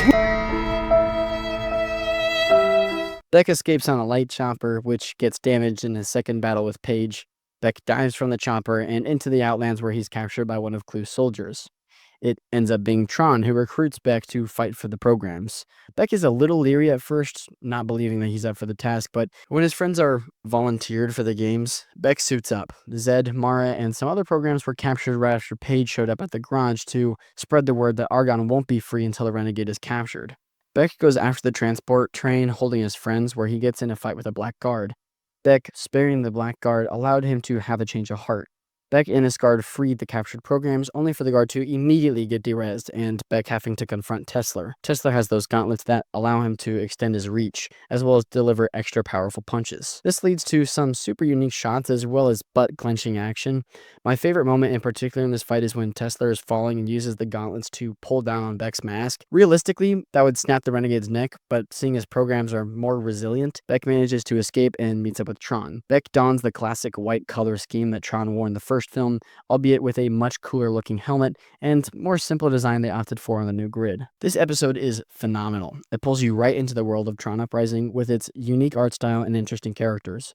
It tells us everything we need to know in a short amount of time without feeling like too much. It introduces us to the characters, themes, and world dynamics such as how Beck treats other programs versus how Tesla treats them. A great start to the series, however, it does have more exposition than the others and it also has a longer runtime. Not complaining, but it is something to know. I give the first episode 9 out of 10. $100,000 right away? Or Renegade Whittle. Beck and Tron are training on bikes in another gorgeous scene. The way the bikes flow around each other in the canyon walls is just magnificent. The training session ends when Beck fails to make a jump across a ravine. I personally think this signifies that Beck isn't ready to be the next Tron. Obviously, he has a long way to go as far as skill is concerned, but mentally, he hasn't quite realized his potential. On the way home, Beck accidentally hides in a prisoner crate where he's flown into the Coliseum. What a ding-dong. This is exactly what I'm talking about. He's just not ready for it. I mean, that's a rookie mistake. We find out that Abel owns an Encom 786 first-gen light bike. It makes you wonder how he got it, seeing as there were only a few, possibly even just one on this new grid, and we know in Legacy that Kevin has it in his hideout. I guess we'll just have to wait to see what happens in the show to help narrow down the possibilities. Beck meets some other users in this crate, one of which is a new program called Cutler. Cutler wants to get out alive and, just like Beck, is sick of the occupation. Together, they fight in the games and are mostly successful. Beck and Cutler manage to survive and escape the arena, but are recaptured by Paige. They're then thrown into a bike arena chained together. They work super well as a team, eventually cutting the chains and emerging victorious. Kessler believes that this victory will start up some kickback, so he asks Pavel to take care of it. Cutler and Beck are placed in a shrinking arena where they'll have to fight each other to the death. The winner gets set free. As the walls of the arena close in, Cutler forfeits the game. Kessler wants to derez them both, but Paige objects that killing them both looks bad on his part. The crowd chants, "One goes free! One goes free!" And so Beck is set free, but Cutler is to be derezed by the end of the next cycle. Beck, obviously not standing for this, puts on the Renegade suit to go save Cutler. They steal a recognizer which crashes, and then they fight Paige at the docks. The B-plot is pretty simple. Mara and Zed go to a club where Zed gets hit on by this girl named Pearl. He brings her back to the garage where he shows her Abel's OG light bike. Pearl hits Zed over the head and flees on the OG light cycle. Oh, I'm an idiot. Zed and Mara go after Pearl to acquire the OG light bike. They end up chasing after one another, which ends with the cyclist running away and then threatening Paige on the dock, who shuts them down real fast. Cutler and Beck get away from the fight, where they get on jet skis, fight Pavel, who also has a jet ski. The two crash together and are welded of sorts. So Tron shows up in the submarine, goes through, and then cuts them apart with this light ribbon. Beck and Cutler finally skedaddle and are no longer being followed. Cutler goes his separate way, but assures Beck that he'd spread the word that Tron lives and start the uprising. Beck, Zed, and Mara meet back up at the garage where they fix up the new bike and show it to Abel, who was a little upset that it was missing in the first place. These episodes are super fire. They have lots of great, unique action sequences. They set up Cutler's character for later on in the season, as well as joining the B-plot with the finale. I do enjoy episode 3 slightly more than episode 2, so in order, 6 out of 10, episode 3 gets 7 out of 10. Shoot me, gas station, we blackout. Beck and Tron are training, but Beck still lets his emotions cloud his judgment, as well as taking off his helmet even though it needs to be on during missions. The simulations are cut short, by multiple. Beck goes to investigate these. Must first get his shift covered, so he gets it covered by Zed, who entered the Argon race, which takes place in some tunnels tonight. Zed is confident that he's going to win because he engineered his own super fast bike that runs 30% faster than everyone else's. Beck discovers a drill that's been mining for energy. If this drill manages to hit the energy core, it will blow up Argon and almost everyone inside of it, which we do not want happening now, do we? So Beck goes to blow it up. There is a big problem though. The Argon race is taking place inside these tunnels, and if the drill were to explode, the tunnels would act as a sort of exhaust chute, incinerating all of the racers inside. Beck accidentally activates the bomb a little earlier than originally planned. It's ticking down while he fights whom he defeats. He plants the bomb successfully, but now he has to stop the race. Unfortunately, he can't stop the race and clear out the tunnels in time unless he gets a faster mode of transport. I wonder if we had knowledge of a faster bike. Oh yeah! Beck finds a bridge in the main tunnel, blows it up to stop the racers. He manages to steal Zed's bike and turns them away. Paige finds out about the drill and is upset that Pavel is running it so hard. Paige knows what kind of danger the drill could cause to the citizens. She finds out about the bomb and goes on a hunt for the Renegade. Beck heads back to the drill to make sure it's properly disposed of. After Paige and Beck meet up and start to fight, the drill explodes, so Beck and Paige are forced to turn around. The fireball has completely caught up to them and is about to engulf Paige's bike, so the Renegade offers her a hand. This is the first time that Paige reluctantly agrees with the Renegade, simply because they'll die without each other. Paige and Beck have great on-screen chemistry, so it's always a treat to watch the two bicker, but ultimately settle their differences for the time being until they get stuff done. The two barely escape the tunnel, Beck flees on his bike, and Paige is left to her own devices. We see throughout the show that Paige genuinely wants to do good, she just doesn't know who to fight for. She shut off the drill when it was causing just to be replaced by Pavel, who doesn't care about anyone but himself. He even tries lying to Tesler, saying Paige and the Renegade were de-resed in the tunnels in hopes to gain command of more stuff. He took Paige out in the explosion. They were both de-resed. You're alive? I mean, it's a miracle! Paige ends up hiring Zed, Hopper, and Bartik, the guy from the End of Line Club, to build bikes and hunt the Renegade. This happens while Tesler twists the stories to the people of Argon, saying that the Renegade was behind the drill and was the one running it, and that Pavel and his crew are the ones that blew it up to stop it. It's literally a complete 50-50. I mean, he's literally lying through his teeth. I would never hurt any of you guys. I would never do that. So stupid. Man, I wish the programs were a little more awake, or at least more in tune with what was going on. We're all just a bunch of sheep listening to the government tell us what to do. And we don't want to change because we think we're right. And it's so obvious that they're lying to us. Bruh, Epstein files don't exist. What a bunch of hippy-dippy baloney. Wait, they do exist. Our government is actually such a sham. We need to get back to Tron, guys. Get back to Tron. We need to get back to what's important. I like this episode, first and foremost, because Paige and Beck are together, which is always a great combo. The light bike action is phenomenal, as per the norm, but it's also the catalyst for Zed disliking the Renegade, which he is totally validated in. Beck did steal his bike that he spent a lot of time on. Overall, pretty good episode. It's not my favorite. I give it a 7 out of 10. Beck notices a wanted billboard of the Renegade, so he hacks it and turns it into a Tron Lives billboard. On his way back to the garage, a program pickpockets his identity disc. He asks for Tron's help to get it back. Tron explains a glitch that will begin to happen. One moment, you're fine. The next, you're forgetting your own name. You'll recover the first few times, but if you don't get your disc back... If we don't get my disc back? Your memory will fade. He's too massive, dude. Losing your identity disc means that you get permanent amnesia and become a stray, as they call it. Strays are picked up and sent to the games because they no longer have a purpose, which is why we see Sam Flynn get picked up at the beginning of Legacy. Beck is wanting some comfort from Tron, but Tron just doesn't really have time for that. He doesn't want Beck to become a stray due to his importance in the Uprising, which, oof. Looking up to someone when all they do is brush you off has got to hurt, especially in a super stressful time like forgetting everything. Unfortunately, the only lead they get on the disc brings them to an untrustworthy shop owner named Koble, who resides in a dump town named Purgos. Purgos is essentially a hub for crime and poverty. The occupation doesn't want to clean it up, and there's lots of crimes like identity forging and stealing. Kobold says he'll keep an eye out for it. Tron and Beck leave the shop and end up surrounded by gang members where Beck starts losing his memory. The dolly zoom on his face looks so goofy, but I just can't help but laugh. You get used to it like after this point, but the first time it's like it really does take you out of the moment for a little bit.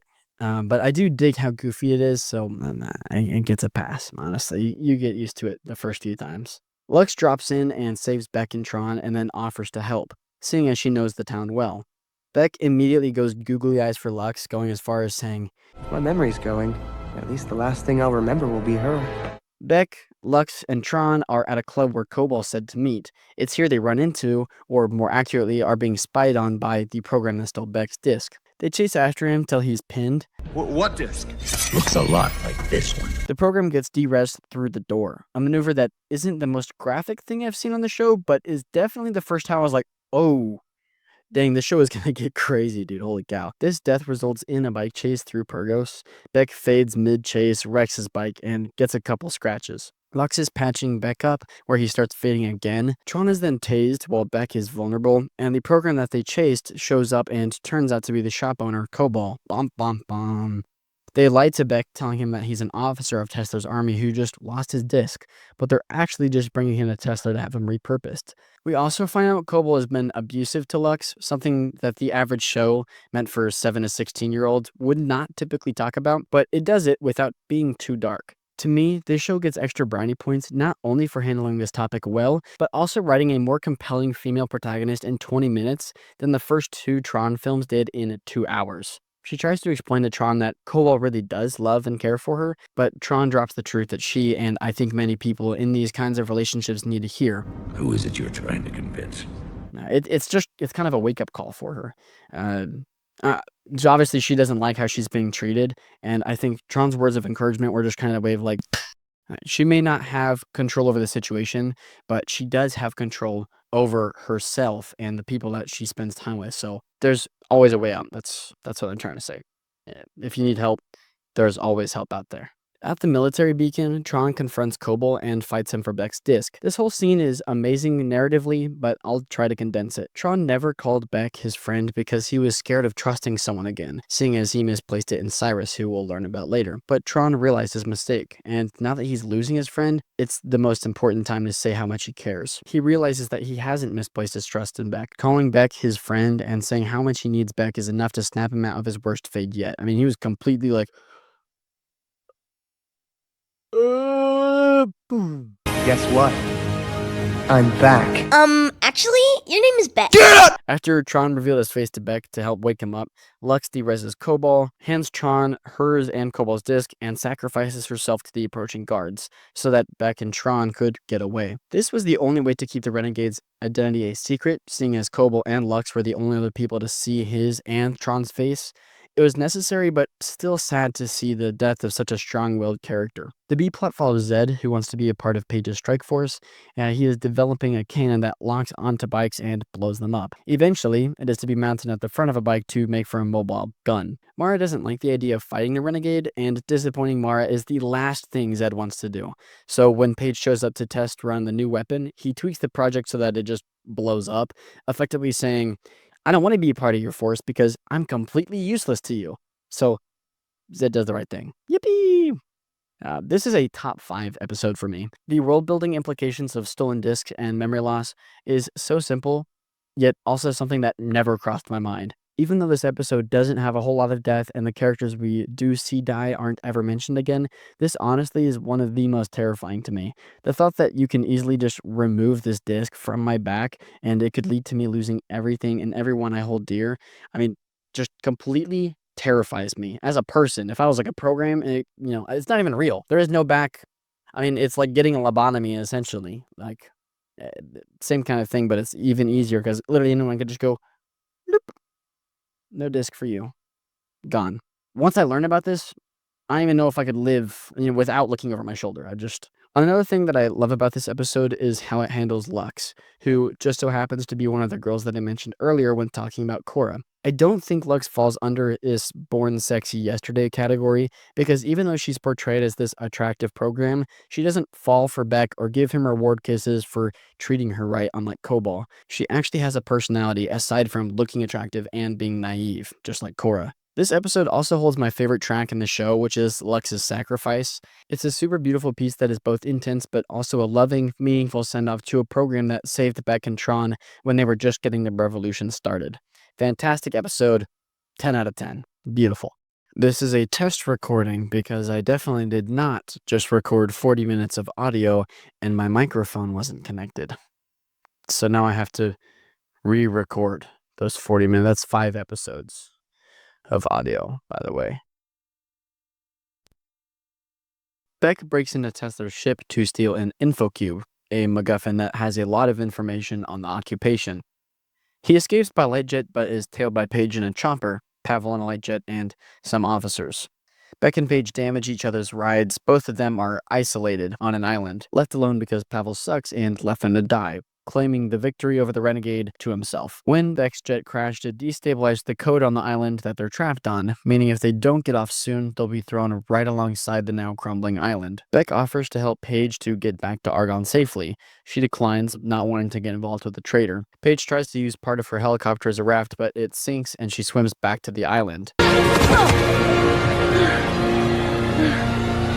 Still don't think you need my help?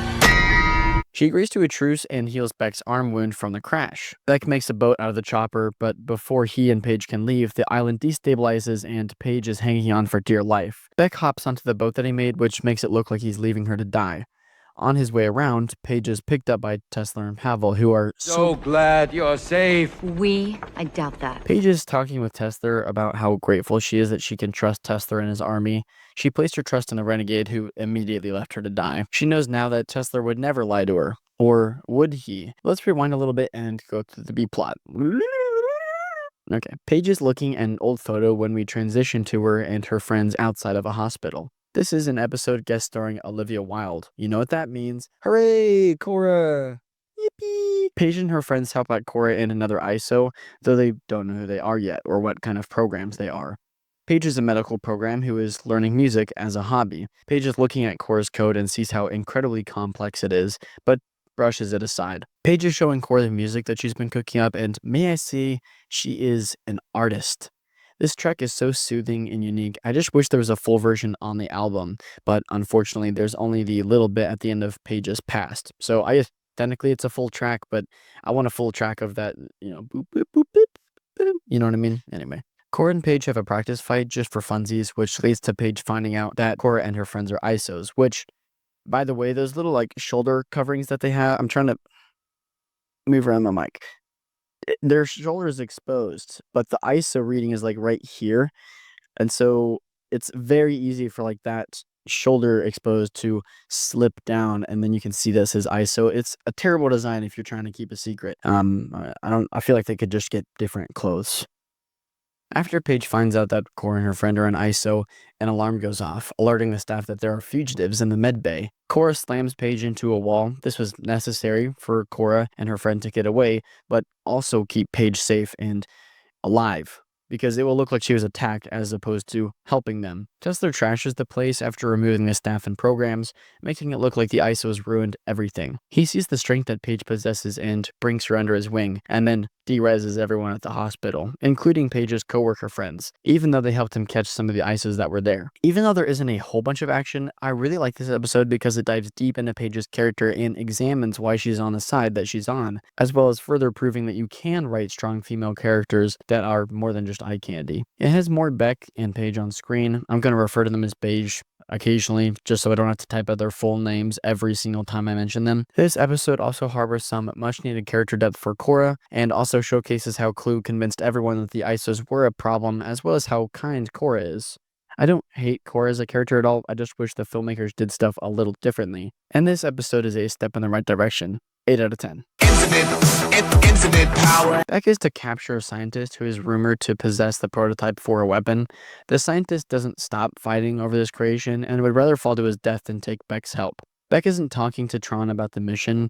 Tron realizes that Tesla, thinking it may be destroyed, is the perfect opportunity to do just that. On the way to the garage, Beck is ambushed. He activates the weapon, giving him upgraded speed, strength, and agility. This scene is such a unique way to show a speedster, something many properties don't do.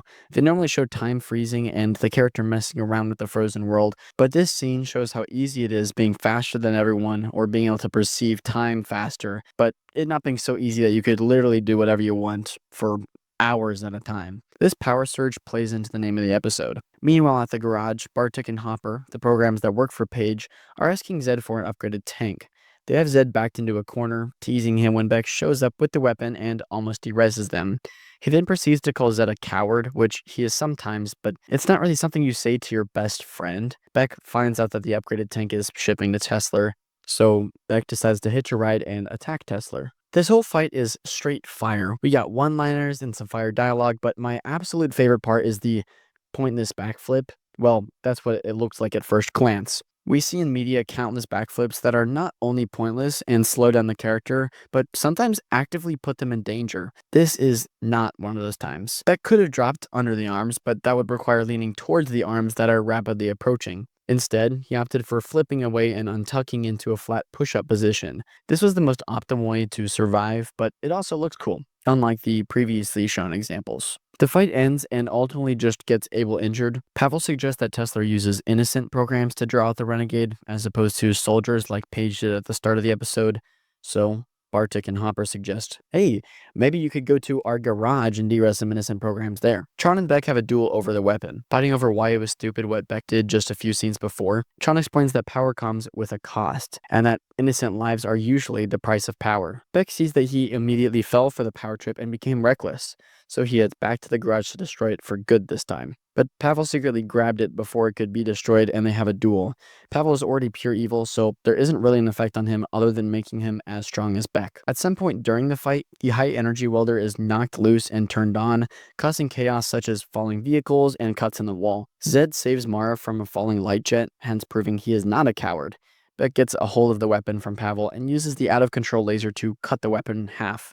Pavel and his goons leave the garage, but we see that Pavel has over half of the weapon, meaning he can copy the code and recreate it, setting us up for some future episode trouble. Uh-oh. The episode has tons of great unique action. The hand-to-hand stuff is always so much fun, and this weapon adds an extra layer of tension to the scenes. Story-wise, it's pretty simple, and there isn't a whole bunch of juicy drama. I'll give it an 8 out of 10. If you were mine, I'd polish you every night. An officer of the Black Guard is slowly de-rezzing as he crawls towards Tesla, a haunting image for a kids show, especially if you visualize an actual person with their entrails like spilling out of their, chest cavity. The Renegade stomps the Black Guard out of his misery and proceeds to fight Tesla.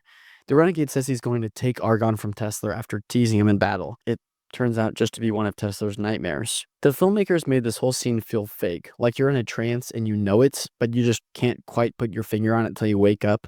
First piece of evidence, physics. The Renegade is not moving with weight, but is just kind of floating, almost as if he's a string puppet. Case number 2, the Renegade de-reses someone, which, as we know, is not something Beck would ever do purposefully. This sequence is great with its physical storytelling, but it's also great with its symbolism. I think this dream can be interpreted as, I'm scared of losing everything I've worked for. Tesla sees the Renegade as a threat not because he himself is evil and hates programs, but because he wants to make Clue proud, and is afraid of what might happen to him if he doesn't accomplish this task. And so Beck causing troubles significantly hinders this journey to perfection, making Beck an antagonist to Tesla. After the dream, Tesla wants to put an end to this Renegade, so he goes to the Coliseum to tell the programs that if the Renegade is turned in, the program that found him would be given a cool new roadster that can outrun a light jet. On top of that reward, the curfew has been lifted. Chaos ensues immediately as everyone is trying to win the car. People left and right are being taken into custody. Hopper, one of the programs on Paige's task force, voices a little concern with how many renegades they're bringing in. It's nothing too serious, but of course, Pavel uses it to his advantage. Pavel finds this program that's like all over the roadster and he's like, I would polish you every night. I would keep you in my garage. I'm like, dude, bro, this guy's too gooner. He's gooning over a car. We should hold a gooner roll for him as well. That's what I'm thinking. Pavel basically turns in Hopper, but says it was actually that lonely program who found him. This way, when the disc is found to be tampered with, it falls on the program, not Pavel. We later find that Pavel is wanting Tesla to arrest the wrong program so as to embarrass him in front of Clue, hoping that he takes Tesla's spot. Beck decides to lie low now that everyone is trying to find him. He decides to spend the night at the club with Zed and Mara. It's here Hopper is arrested and Zed and Mara go to Paige to prove he's innocent. They can prove this because they saw Hopper at the garage while Pavel and the Renegade were fighting last episode. Tesla dislikes that they don't agree with his judgment and decides to tie them to a stretching platform where they'll be publicly derezzed in front of Argon. It's gonna be okay, Mara. Just close your eyes. Want a break from the ads? If you tap now to watch a short video. Of course, Beck doesn't want this to happen, so he suits up and goes to save his friends. The program that won the Roadster happens to work at the garage, so Beck temporarily takes the Roadster and heads to the Coliseum. He drifts around the platform, cuts them free, and bails. Mara was about to tell Zed something. You've always been a good friend to me. I wish we... Yeah, we don't really know what she was going to say. It's probably along the lines of, I wish we could be more than friends, or I wish we could be just friends. I guess we'll never know. This scene also brings up an interesting question. Why the hell do programs show up to public executions? They know how horrible and scary the games are when you're just fighting for your life, but why actively support it? They do not have to go to this de-resolution. I feel like it's common sense not to support acts like this, but then again, this happened in real life during the French Revolution, for example. People would show up and watch beheadings, so maybe it's not that far off on the grid. After all, it is based off of real life. They just like it when it's not them dying. It also raises a simple theory that in the future, some programs were repurposed to cheer at the games to make them feel more exciting. This wouldn't happen until Clue has gained more control, but is definitely a possibility in Legacy. The Renegade is zooming off with his friends when Hopper realizes who just saved him. He goes to take control of the vehicle and... Surrender, Renegade! Zed? No! Mara and Zed wish Beck could have been there to experience it, and Beck at least looks upset that he can't tell them the truth. I cannot imagine how hard it would be keeping that large of a secret while your friends actively get frustrated with you for not being around, but he can't be around because, you know, he's like Batman, duty calls. This episode has some great moments, but overall it's just kind of meh. But that's not really saying much about the series because the lows are still peak. The dream sequence has some hard shots as well as great character development for Tesla. This also introduces the horrifying concept of disc forging. I don't know how anyone trusts what's on the disc because they can be so easily stolen and manipulated. Overall, I'll just give it a 6 out of 10. And that concludes the first half of the series. I've noticed that to casual or new fans of Tron, the first half of the show is sometimes a little boring and slow, especially when compared to the flawless shows like Breaking Bad or Attack on Titan. But to big Tron fans such as myself, these first 8 episodes are a blast, especially on rewatch. They just get better and better. I've also noticed that the first half is somewhat episodic. Only a handful of events are mentioned or recurring, but storylines like the drill, Pearl and Zed, and the Roadster aren't even mentioned after this point, which is what I love about the second half. It's much faster paced and more tightly knit with characters that show up staying around from now on. So, without any further ado, the absolute cinema last half of Tron Uprising. You digging in me. You digging in. Blackguard is standing at the front of a ship with back-to-back banger shots. The ship is scanned at the entrance of Argon and is allowed in by orders of Clue. We cut to Tron's hideout where we find out this program's name is Dyson. Tron says his name and makes a fist while the scars expand from his neck all over his face. After arriving in Argon, Tesla asks why Dyson was here. Dyson, one of Clue's top commanding officers, makes a joke about derezzing Tesla. Joking, of course. And is actually just checking up on them. No big deal. Once he turns his back, Paige says, I think I like him about as much as I do the Renegade. Which is really interesting, Paige. Please tell us, if you really despise him so much, why do you go on a date with Beck? And you've always seemed a little infatuated by the Renegade and how strong and smart he is. I mean, the clips that I'm playing on screen right now, she's literally like touching his helmet and everything. It's weird. It's weird for a kid's show. Okay, let's just put it out there. This is meant for 7 to 16-year-olds, and then they put these lines in here. They usually don't last as long. Impressive. Maybe you should work for me. I can't wait to see what you've got. Maybe we should slow things down. The B-plot for these episodes is all flashbacks. Tron and Dyson get word of ISOs downtown, and local programs not liking it all that much. Tron and his police force, which includes his best friend Dyson, are on their way to break out the fight. Breaking the tension seemed to go well until an obvious instigator, which was more than likely one of Clue's men, threw a disc that lodged into the chest of a program. This was the breaking point for the uneasy programs who started to charge and push past Tron's defense wall. Tron had said to keep weapons put away, so Dyson ended up getting trampled on and gets this nasty scar on his face and becomes upset at the ISOs for starting this whole ordeal. Tron and Beck are surveilling Dyson on Tesla's ship. Tron informs Beck to capture Dyson, bring him back to the hideout where they can extract info. But Beck points out it would be easier to just take the disc instead of possibly needing to de-res him. Tron shuts this down, saying Beck has no clue what his intentions are. Beck reluctantly agrees. It's not how I do it, but you're Tron. I just wear the suit. Tron amps up the training difficulty level to max to help Beck train for the real fight with Dyson. Beck gets this chance to de-res him, but hesitates, and that's where the scene ends. Paige, Pavel, and Dyson are on a recognizer flying over Argonne, a recon mission of sorts. Pavel is talking with Paige about the shifting power dynamics. He asks if he could picture what they could accomplish together. I can, and it makes me sick. In the B-plot, Dyson is yapping about how much he despises the ISOs. Crew pulls up and separates the crowd using his aura. Flynn comes out of the arcade and basically invalidates everything Dyson was saying. But ISOs have just as much a right to be here as anyone.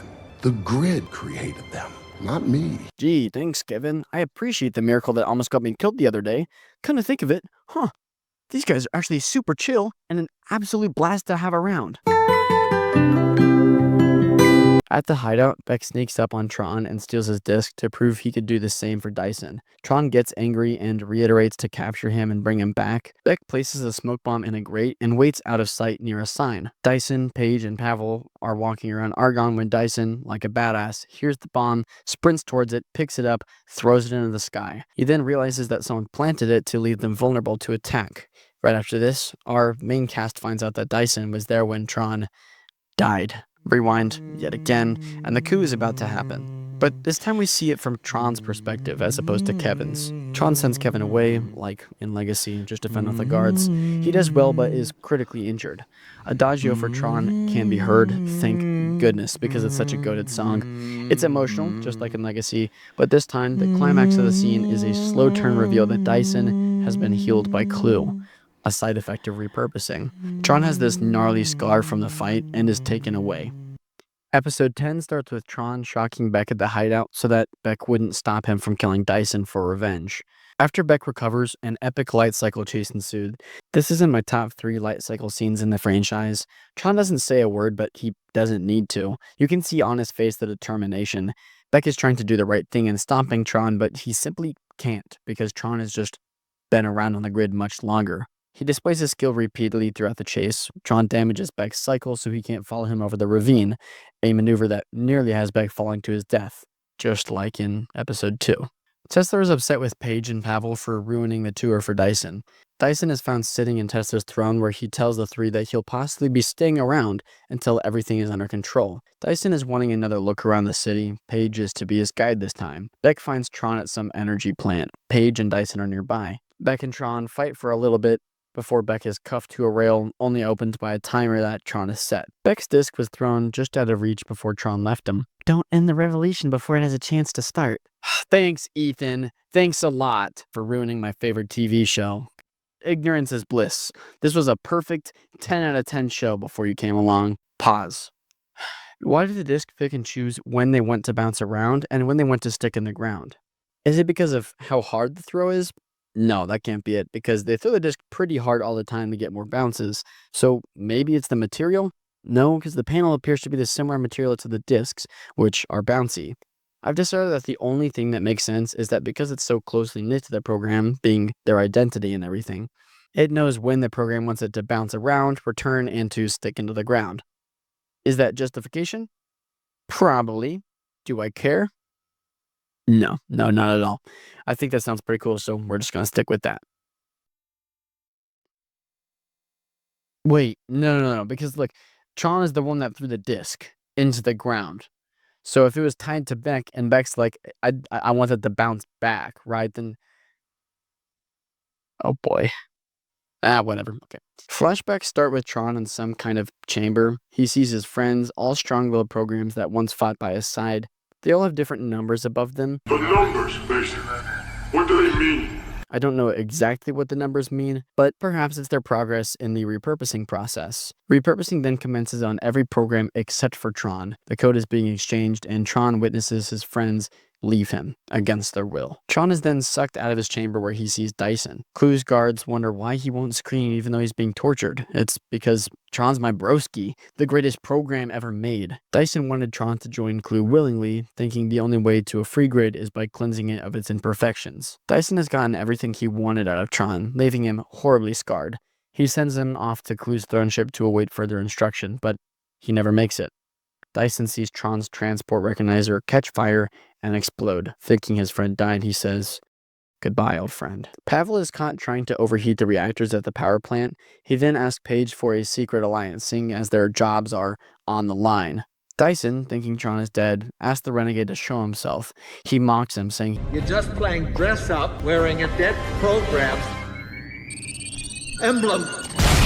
The bomb blows up, leaving everyone at the plant completely shaken up. Dyson starts fighting Tron, thinking it's the Renegade. Yet another banger fight scene. Nope, scratch that. This is the fight scene. Dyson has this lasso thing that turns his disc into a yo-yo, giving him more control into where it goes and how fast it returns. The smoke simulations and slow-mos are on point, but the pinnacle moment is when Dyson throws his disc. Tron, bending backward, puts his arm through the hole of Dyson's disc and then uses his disc to cut the lasso. Tron now has the upper hand and reveals himself. Dyson is taken back. His longtime friend was killed years ago. This fight has everything I love about Tron, encompassed in a one super unique, absolute banger fight sequence. It has juicy, rich, superbly developed characters. It has straight fire visuals, outstanding music, and great vocal performances. Oh my goodness, it's just so good. So good. Dyson guesses correctly that Tron lives in a cave, healing himself every so often.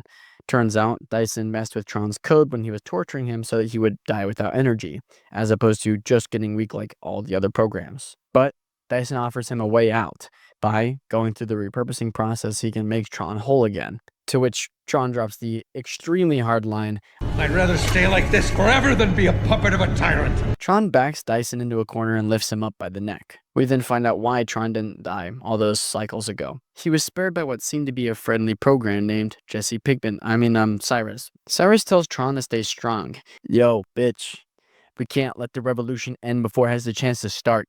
You gotta stay with me. Gotta stay with me, Tron." Thinking of this reminds him that Beck had said the same thing not too long ago. Tron spares Dyson as a message to Clue, the message being, Tron lives. Clue asks Dyson who knows about Tron being alive. Dyson looks around, de-reses a guard, and says, just us, bro, chacho." Clue tells Dyson to keep it that way. I love these episodes, and so does everyone else. They're rated 8.5 and 8.6 on IMDb. I personally think they deserve more, especially when looked at from the lens of the rest of the series. Their stories and the visuals that come alongside them are flawless. The script is super tight, as well as the performances right alongside them. Both episodes get a 10 out of 10 from me. This peak. Absolute cinema. I love Tron Uprising. I'm grounded. Some programs are caught breaking the curfew, but before they can be sent to the games, Beck swoops in and saves them. There's this interesting thing that can happen with the Sentry staff. I guess they can move the ground around to help block people in. The only other time I remember this happening is in Tron Legacy, when Sam first lands on the grid, but there was no staffs used, so perhaps that signifies that Clue gained more control of the grid over time, going from physical manipulation to some wireless connection. It's not crazy important, but it's the small details like this that help bring the world to life. Tesla de-reses a guard in the most gruesome way, simply for hearing the word around town and thinking that somehow Tron might actually be alive. Tesla then sends out a broadcast to Argonne. If the Renegade turns himself in by the end of next cycle, then he won't send some programs to the games, as well as the curfew being lifted. He's actually said this line multiple times with the curfew thing, and every single time he does not follow up on his promise. It's kind of funny. But no one holds him accountable to it, because he's General Tesla. He's ruler over Argonne currently. I mean, technically it's Clue, but when Beck goes to the garage to get his shift covered, Abel grounds him to the garage until the end of next cycle. how will Beck show up to Argonne and save everyone? I guess we'll just have to find out. Abel has good intentions. He was wanting to teach Beck accountability at work. But Beck also needs to show up to Argonne to prove his loyalty to the people. So he's trying to leave, but is stopped by a program named Link. It's the same program from episode 5. Is that right? It's not. Why did I write episode 5? That's like that's straight up false information. It'd be 6. Episode 6. Bruh. Guys, I'm not even qualified to talk about Tron. I mean, in my script, I wrote episode 5, not episode 6. I think I'm just gonna cut the video there. Not 5, episode 8. God, I'm so bad. Guys, I've been spending the entire year on this video. I'm actually going insane. I need other things to consume. God, we're 5 minutes and I'm barely a paragraph in. I'm actually going insane. On with the script. I do like this line from Link. I can't blame you for wanting to get a glimpse of Tron in action. This could be Argonne's last chance. It shows how much Tron means to the average program. It's a touch of humanity you don't get to see much from Beck or Tessler's perspective. In the square, Tessler is giving the average Thank you, thank you, thank you, thank you, thank you, thank you, thank you meat writer speech for Clue. When Beck flies in through the screen, Tessler confronts Beck. The programs are freed, but the curfew is not lifted. Well. The guards drop the floor on Beck like we saw at the beginning. Beck, as the Renegade, and Tessler begin to fight in the pit that was created to trap the Renegade. Tessler upgraded his hand, so now he has this massive arm cannon, as well as the stretchy gauntlets that we've already seen. Beck is getting his face melted, about to die, when a program comes through, cuts off Tessler's arm. Tessler flees, and Beck heads back to the hideout. Beck thanks Tron for saving his life, but he had been in the cave the entire time, so who could it have been? How did you become the Renegade? Abel knows about Beck being the Renegade, which is a relief because now there's someone in his personal life that understands him. This also explains a whole lot as to how he got a hold of the OG light bike. Kevin has his at the hideout, but Tron doesn't have one simply because he gave it to Abel, his friend, for safekeeping. I've always liked Abel. He's kind, wise, super chill, but after this point in the series, we get so much closer to him. I'm going to be honest, this episode overall is just kind of meh. Like, it's an Uprising episode, so it has some good moments, but low-key, I completely forgot, like, what happened in this episode until I was looking over my notes. The fight scene with Tessler was super cool, but kind of par for the course. The Abel reveal is also pretty fire, but I completely forgot which episode it happened in. It wasn't until, like, 4th or 5th rewatch that I was like, I can now recollect. I'm like, oh yeah, that's in Grounded. I remember that. But it's not a very good sign of it being a good episode. I give it 5 out of 10. Whoa, 5 out of 10 in a Tron franchise. Let's be realistic here. There's nothing below a 9. What are we doing? Take my credentials away. Oh my goodness. I won't be seeing you later.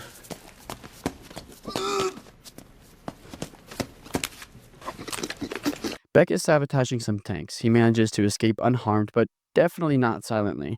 In a quiet garage, Abel puts Mara in charge. He knows she won't let him down while he's away doing something. Beck, Zed, and the other employees are having a difficult time listening to Mara.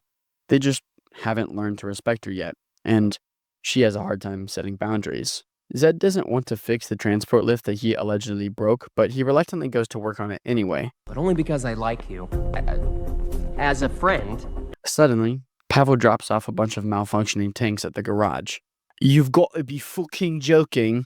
All hell breaks loose. A tank starts randomly firing, and everyone is getting frustrated and scared that they'll die if they don't fix these issues. Did I seriously just not talk about the opening? Okay, I'm going to explain it real quick. Off script, because I remember. Beck is probably trying to steal the data cube again and fails. Or maybe he's not, he's just messing with Tessler, but that's besides the point. What does matter is he was at Tessler's like giant ship and puts like this little code to get rid of the tanks. The idea is that he immobilizes the tanks so that they're not floating around Argonne harming people. But now they've been dropped off at the garage and it's backfiring on Beck because he, as the Renegade, has put, well, his friends at the garage in danger because now if they don't fix the tanks, they all get sent to the games and derezzed. So The program, Beck, not the Renegade, has to help him and his friends fix all of his mess. So, like I said, this is another moment where the Renegade did more harm than good, proving Zed to be a little more correct in his disliking of the Renegade. Mar finds the problem with the tanks and gives a motivational speech to hype up and rally the mechanics. They get everything fixed before Pavel shows up to derez them. Abel expresses his gratitude to Mara, thanking her for not letting him down. While all that was happening, Abel was traveling through the Outlands with the most relatable posture. And by relatable, I mean I'm literally doing it right now. Oh, the site profile. I'm going to the gym to fix this, by the way, I swear.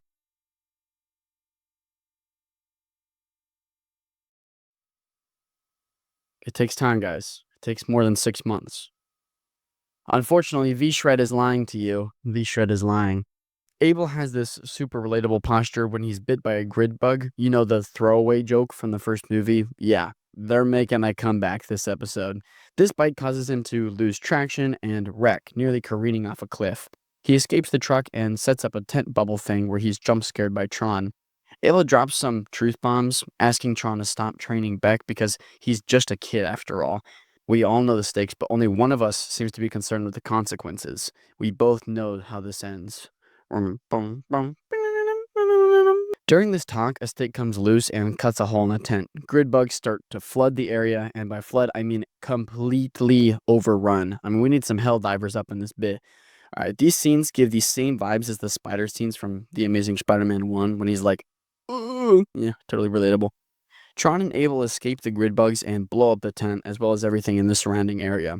I love this episode because it's just fun. Fun watching Beck, Zed, and Mara working together. Fun seeing Tron and Abel talk before blowing up some bugs.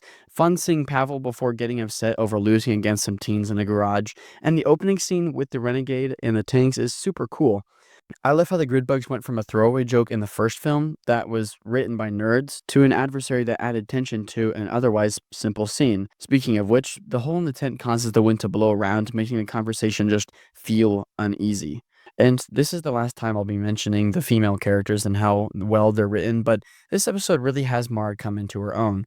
She steps up to get a job done. That's a super important step into her becoming the great revolution leader that she needs to be in the future. Mara as a character, as well as Lex and Paige, as previously mentioned, further cement the fact that Cora isn't this badass good girl that everyone who likes Legacy says she is. That is, unless you like naive women being used as sex icons, but great episode, fairly memorable, but not peak like some others. I'm going to give it a 9 out of 10.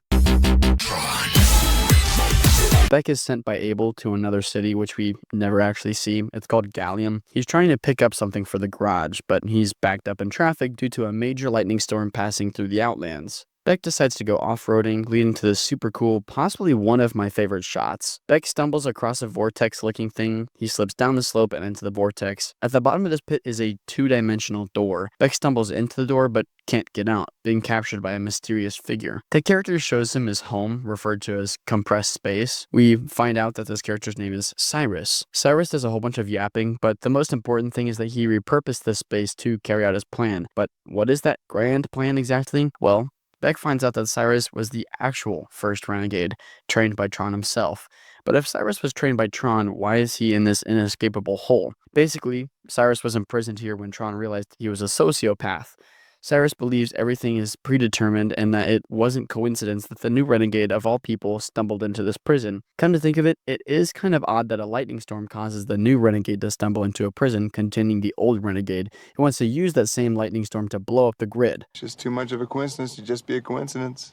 His whole plan is to use Beck to detonate the EMP, powered by the storm, to blow up a sizable chunk of the grid, causing it to destabilize and cave in on itself, just like the island. I find it so interesting that we have 3 different perspectives of perfection. Clue thinks that it's obtainable, and that the grid is a starting point to be built off of and reconstructed. Kevin thinks that the grid will provide the perfection, and that it will come in all shapes and sizes. and that it's right in front of us all the time. But Cyrus thinks that the grid was cooked from the start. Repurposing still leaves remnants of imperfection, and that the only way to achieve actual perfection is nuking the grid and starting over. There are also these super trippy, weed-worthy visuals that land this episode at the top of my list for best visuals. Beck manages to free himself from death row's sentence. You're right, fate did bring us together, so I could stop you. Huh. Very nice, Beck, very smooth. Now, Beck does stop Cyrus, seemingly for good, but we hear him laughing at the very end of the episode. Beck also seems a little disturbed at the fact that he wasn't the first renegade. He feels less special now to an extent, but on top of that, feels dejected that Tron has just been lying to him blatantly. Makes him wonder what else Tron is hiding. For the B-plot, some serious stuff is happening in Argonne. Tron picks up on encrypted data, and he wants Beck to check it out, but he can't find him, so he asks Abel where he might be. Abel takes Beck's place in spying on Dyson to see what he's up to. Come to find out, there is a secret weapon or tool that Tesla has no knowledge of, and Clue wants to keep it that way. Dyson had caught Abel sneaking around a few times, so eventually he ambushes him.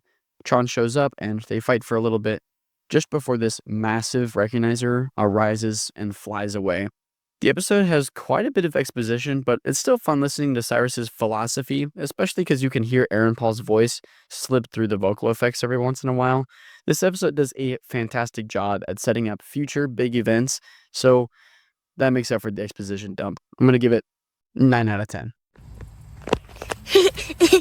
Tag, you're it. A program is caught spreading the message, Tron lives. The guards haven't figured out that there are actually 3 programs spreading the message. Beck goes to an interview to recruit them, only to find out that the leader of this group is actually Mara? Bum, bum, bum. Yeah, Beck has a couple of questions for Tron. He wants to know how he should go about recruiting this band of renegades. On one hand, having help would be nice, but he also doesn't know if their hearts are in it for the right reasons. Are they wanting the thrill of spreading the message, or are they wanting to make the grid a better place to live in? He then asks Tron if he was his first choice to start the revolution. He struggles with the idea that he's good enough, and if he's going down the right path. Beck possibly thinks that if I wasn't the first choice and the actual first choice was a mistake, then what if I follow suit and mess this all up? If that happens, I'm no better than Cyrus, and I'll be another letdown to my mentor, friend, and hero, Tron. Tron lies to Beck saying he was the first renegade, but reassures him that Beck is doing good on the grid. Beck comes up with a plan to sneak on a Tesla ship and steal the info cube that he tried taking in episode 6. Hey, I actually got that episode right this time, look at that. To do this, he needs the Jolly Tricksters, the name the 3 programs go by, to spread their free code, to distract the guards while Beck sneaks on silently. Moog and Rasquet reluctantly agree to help the renegade. They wanted to see more action than just drawing the attention of the guards away from the ship, but Mara rallies them together, saying it's just as important. After Beck gets on the ship, the 2 programs sneak onto the ship and spread their free code, despite Mara's best wishes. The renegade gets back to the meeting spot, cube in hand, when he realizes that Mara is alone. The 2 go back to the ship to save Moog and Rasquet. One of the darkest scenes is dropped after the capture of the 2 programs. What are we walking on? I think you mean, who are we walking on? This chilling line is followed up by a charred corpse that goes all cuboid when Pavel touches it. Super dark stuff for a 7+ kids show on Disney XD. The corpse is replaced by the programs, and they are tortured and interrogated while also being electrocuted. Pavel decides to damage their hands so that they don't spread their lies anymore. Mara and Beck push the machine over, breaking it and freeing their friends. They narrowly escape Tesla's army, including Paige, who destroys yet another light chopper. The 2 programs aren't true believers in the cause because they aren't willing to sit through the thick and thin of the revolution. Mara is mature enough, but also Beck isn't quite ready to have her get hurt, so he cuts her loose, but she is still spreading the message that Tron lives. Another fire episode that dives deeper into Mara and Beck's relationship. I also love the visuals of the free code. 8 out of 10. Mara is scratching some Tron Lives code off the wall. Zed is trying to get her to leave, but she punches him in the face. Mara was literally just supporting the Uprising. Something is way off, but we'll just have to find out what exactly. We go back in time a little bit, and Mara is driving around, looking at her hair when a convoy flies off the bridge and causes a major accident. She's in the hospital when we overhear the words, infected programs. Mara's eyes have become an eerie red that they were at the beginning of the episode. At the garage, Zed seems short with Beck, partially because the Renegade stole his bike in episode 4, the bike that he worked so hard and barely even got to use, but also because he's losing his friend. Beck is rarely at work, and he's always taking the side of the Renegade even though Zed has very good reasons to be annoyed. Of course, Zed doesn't know that Beck is in the difficult position of being the Renegade while also not being able to tell anyone that he's the Renegade. But it still hurts Zed seeing that his friend Mara is noticeably different all of a sudden, and Beck just has to shrug it off. Civilian Beck doesn't think it's a good idea to pursue this mystery, partially because he knows he'll just have to ask the Renegade, but also because he doesn't want his friend Zed getting tangled up with the occupation. A scientist named Keller invented a dangerous code that latches onto the programs and controls them using a sound frequency. This is what happened to Mara and a whole bunch of other programs across Argonne. Keller doesn't want her invention to be used to make slaves and wants out of the operation, so Tesla gives her a choice. She either finishes the job or she dies. Great choice, Tesla. Tesla wants to throw a celebration party for the citizens of Argonne, so Mara and the other infected programs are in a club spreading the word of said party. She easily flips out when Zed mentions the Renegade. Mara's pushing Zed around when it clicks for him that something is wrong and he wants answers. Zed catches the Renegade at Mara's wreck site. Zed tells the Renegade he wishes his friend Beck was there, caring for Mara the same way he did. Beck notices some orange stuff on the wreckage. They then find out that the trucks were programmed to crash. They follow a similar convoy truck to where it's going to crash, and right before it does so, they jackknife it, but when they look up, they see that there's just too many trucks to stop. They have to stop it from the source. Zed and Beck see a tower with a giant antenna that they suspect controls the brainwashed programs. Above the party, there's a giant ship that releases the orange toxin over the crowd, similar to what was at the wreck. On the ship, Zed and the Renegade are discussing a plan. Zed grabs a light chute and helmets up before diving into the crowd to get Mara away from everyone. Beck steers the ship towards the tower while fighting Pavel. He gets some help from Keller and defeating Pavel, who runs away before the ship blows up. The ship destroying the tower lines up with the opening scene. It crashes just in time to save Zed. Beck and Zed are talking about how they ran into the Renegade.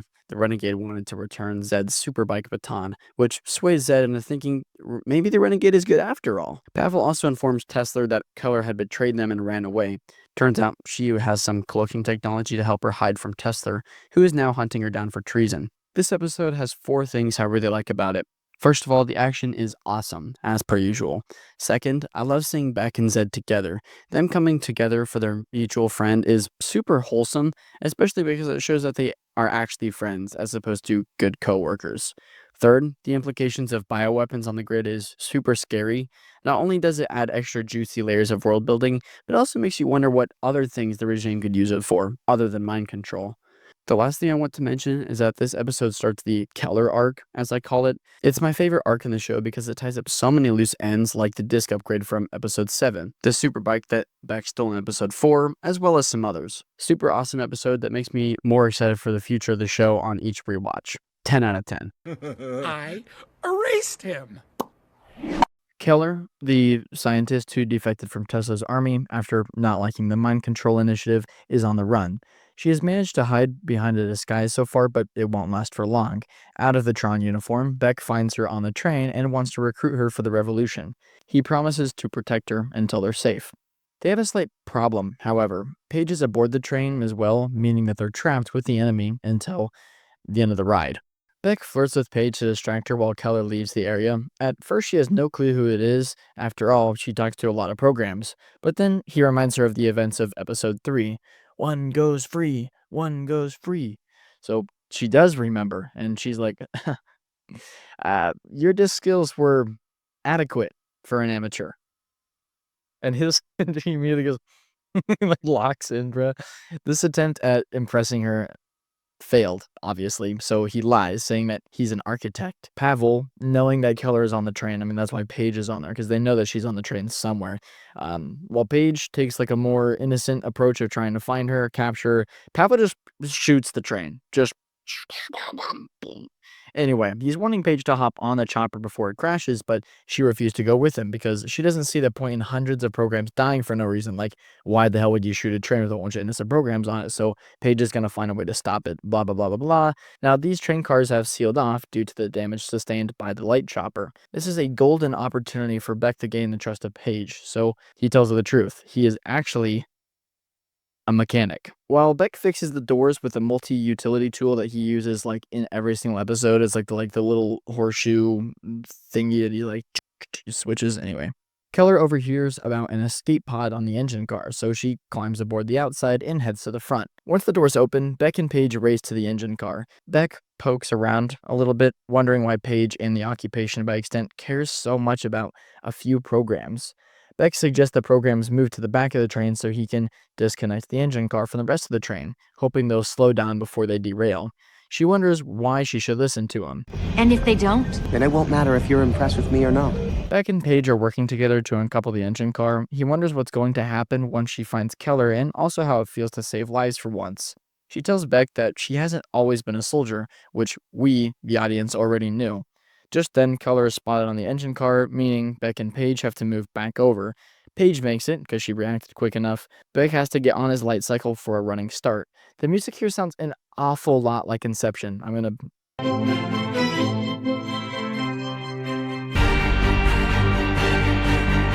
Beck makes another attempt in swaying Paige, saying Keller is just like us, she just wants to get off this train alive.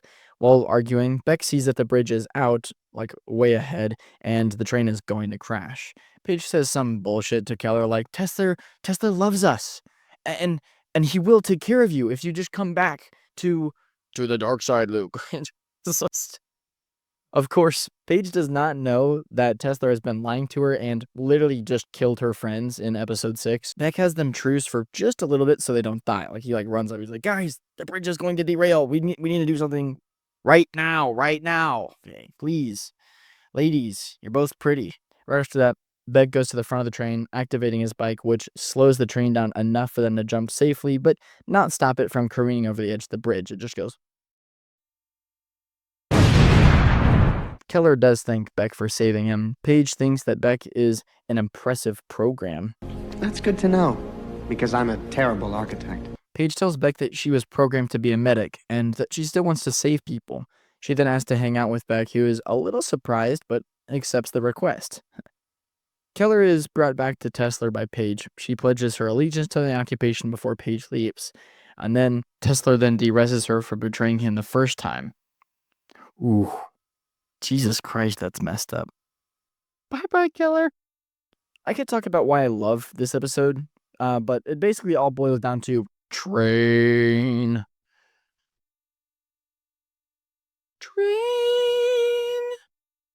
No, but on a serious note, I do really like I've said before, the chemistry between Beck and Paige. So seeing them on screen is really cool, but it also just adds a little bit more character depth to Paige and pushes her just a step closer to switching sides.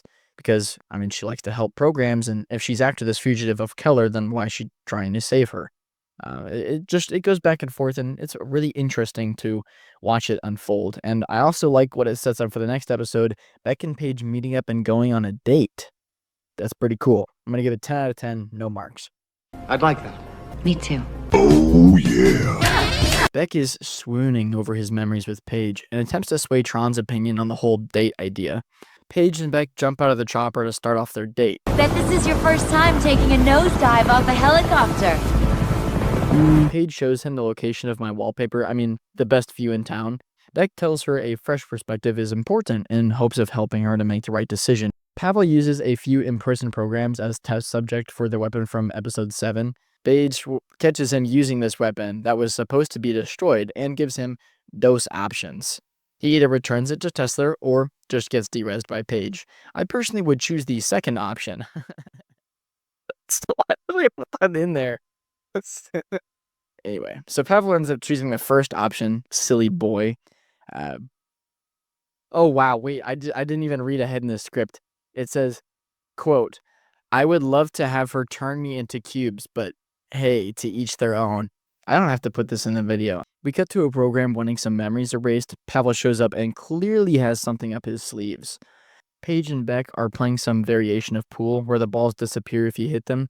They go back and forth talking about the path that they should be on. It's endearing seeing these two who genuinely believe they both are doing good, albeit in different ways, listen to each other and hope to grow stronger because of each other. Paige and Beck both feel like they're wearing a mask. Paige wants to be a helpful member of society but is surrounded by terrible people, and Beck has to hide his face from those same terrible people trying to kill him. Paige even says that, during this conversation, she doesn't feel like she's wearing a mask, but obviously Beck has to wear a little bit of a mask, like he can't like show his true self, the renegade form, because, well, she would arrest him. So it is cool that she's able to drop her mask for once in the TV show, in this moment when she's with Beck. I mean, like, yes, we love that. We love that for her. After this conversation, Pavel shows up to the club and arrests Paige for conspiring against Tesla and Beck for being around Paige. Beck suggests that they break out of prison, but Paige says only guilty programs escape, and she has nothing to hide. Paige is being walked into a dark room where she's locked up. Lomax, a mute assistant disc forger, takes Paige's disc and drops a code worm in it. The new memory shows Paige talking about overthrowing Tesla. Paige responds by escaping with Beck so she doesn't get derezzed, because she isn't guilty, but at least now she looks guilty, and so obviously she's going to escape, because she does have something to hide. Paige then goes to the disc forger to get some intel. Little does she know Tesla and Pavel are there to catch her, because it looks super sus to be showing up at a memory eraser when you have an incriminating memory on your disc. Paige is sent to the games. Pavel challenges her to a disc battle, although he's cheating because he has the weapon with him. She's losing when Beck swoops in and saves her. They fly away on a light jet, which just makes her even more guilty, because now she's conspiring with the Renegade and not just like some random program. The Renegade and Paige land on their perspective spot from the beginning of the episode after the light jet is damaged. The Renegade urges Paige to join him after she was betrayed by her team. He wants her to join him because they're both trying to save the grid. Paige tries to flee the city, but is caught by Pavel. Pavel used the mute program Lomax to forge a memory to make Paige look guilty. This does two things. First, it makes Paige trust the Renegade just a little bit more, which is needed to move the plot forward. And two, it makes Pavel look like this saint who proved Paige innocent. He also proved the weapon useful in his battle against Paige, so rather than Tesla being mad that he didn't destroy it, he made him happy with a new tool. A newly crowned Tesla gives Pavel control over his own district, Purgos. Pavel then pays the forger a visit, and we find out he mutilated her so that she would never be able to speak again. This is my favorite episode in the whole show for the following reasons. It continues the Price of Power storyline that hasn't been mentioned in 10 episodes. It showcases Pavel's intellect. He's pretty smart for a piece of shit. This also concludes the Keller arc, with Paige going on a date with Beck, just like was promised in the last episode. Speaking of Beck and Paige, this is the peak. They go on a date, they have deep conversations about morality, and share some beautiful moments with each other throughout.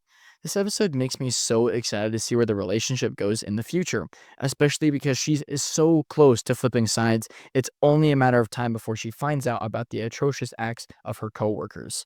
10 out of 10. I would give it an 11 out of 10, but I don't want to break the scale. But yeah, this is my all-time favorite episode in the show. This is peak Tron Uprising. We open on 3 black guards interrogating 2 programs that are hiding energy from Tesla. The Renegade shows up and immediately something just feels off because the Renegade is de-rezzing the guards. He uses his reputation as a good guy to find the hidden energy. He then de-rezzes a program and lets the other one flee to spread the word of what happened, tainting the image of the Renegade. It turns out something was wrong because Cyrus was impersonating him and he just blew up the building. That's right, baby, our boy Jesse Pinkman is back, yo. Mara was caught in this explosion. Word has spread fast that Tron has flipped and is de-rezzing people. Beck sees Cyrus in the crowd of onlookers and chases after him.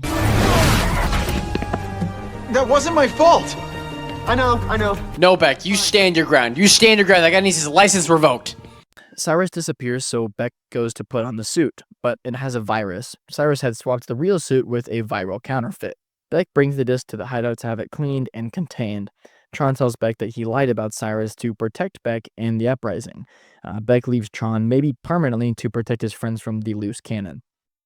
Beck is at the club with his friends when they say they know his secret. He's worried that they know he's the Renegade, but it just turns out Cyrus lied, saying he and Beck were friends that hang out all the time, thus explaining his disappearances. Beck and Cyrus are bantering back and forth with each other. Once Zed and Mara leave to dance, Cyrus gives Beck the disguise back. He says 2 things, that he likes Mara and how much she grows on people, but it's the opposite with Zed. Zed rubs him the wrong way, which honestly is what I thought the first time I watched it. I really did not like Zed as a character until probably like the second or third rewatch. I was like, you know what? I can kind of see it. I think he's got potential. He's just a little bit more character development. I don't know. I was excited by the third rewatch to see where his character went. I actually think his arc was a little less forced than Mara's. Like, his just kind of happens naturally. Like, the bike was stolen, and he didn't like that. And also the curfew. Like, it makes sense why Zed would kind of not like the Renegade. That personal time that he had in episode 15 when he was looking for Mara, he's like, the Renegade really does care about individual programs, like, on a massive level. Like, obviously Zed cares about Mara, so does Beck, but Beck also just notices that something is wrong and wants to take care of all of the brainwash programs, and Zed finally sees that. And then he's kind of there, like, as a rock. He's like, you know what? Renegade is a good guy. And then as Mara's, faith is shaking in the Renegade, he's able to boost and uplift her because he's learned that for himself, that is the truth, that the Renegade is a good program here to help us. So it is a really cool character arc. So at first we do not like Zed, but towards the end, he's all right. Also, the other thing is, the other maybe less important thing that Cyrus tells him is that there's a bomb at the garage. Yes, I don't really like your friends that much, except Mara, she's kind of cool, but there's a bomb inside your walls. So Beck speeds to the garage to warn everyone, only to find out that the bomb was planted on his bike. And Beck just put everyone in danger. We find out that Abel knows Cyrus and actually built his prison. Abel assures Beck that Tron was protecting Beck by lying, just as Beck was protecting Abel and his friends at the garage by lying about being the Renegade. Abel knows how manipulative Cyrus's mind games are and tells Beck to just literally never trust him because he's not a trustworthy program. Like, I don't even know why you would listen to him. He's crazy. He's nuts. Beck puts it together that the fake disc is dangerous. Him and Abel race to Tron's hideout where everything is shut down. What? No hug? Cyrus has a pre-recorded message. He believes that programs are nothing but code. No one is in charge of their destiny except Beck right now. He has a choice: save Zed and Mara as a mechanic, or save Tron as the Renegade. But he only has one key, and not enough time to do both. He immediately gives Abel the key to save his friends and races off to save Tron. Tron is waiting for you in the compressor room. While far away, your friends are locked in a crash. No matter what you do, someone will not survive. So with time running out, I have to ask, who will you save?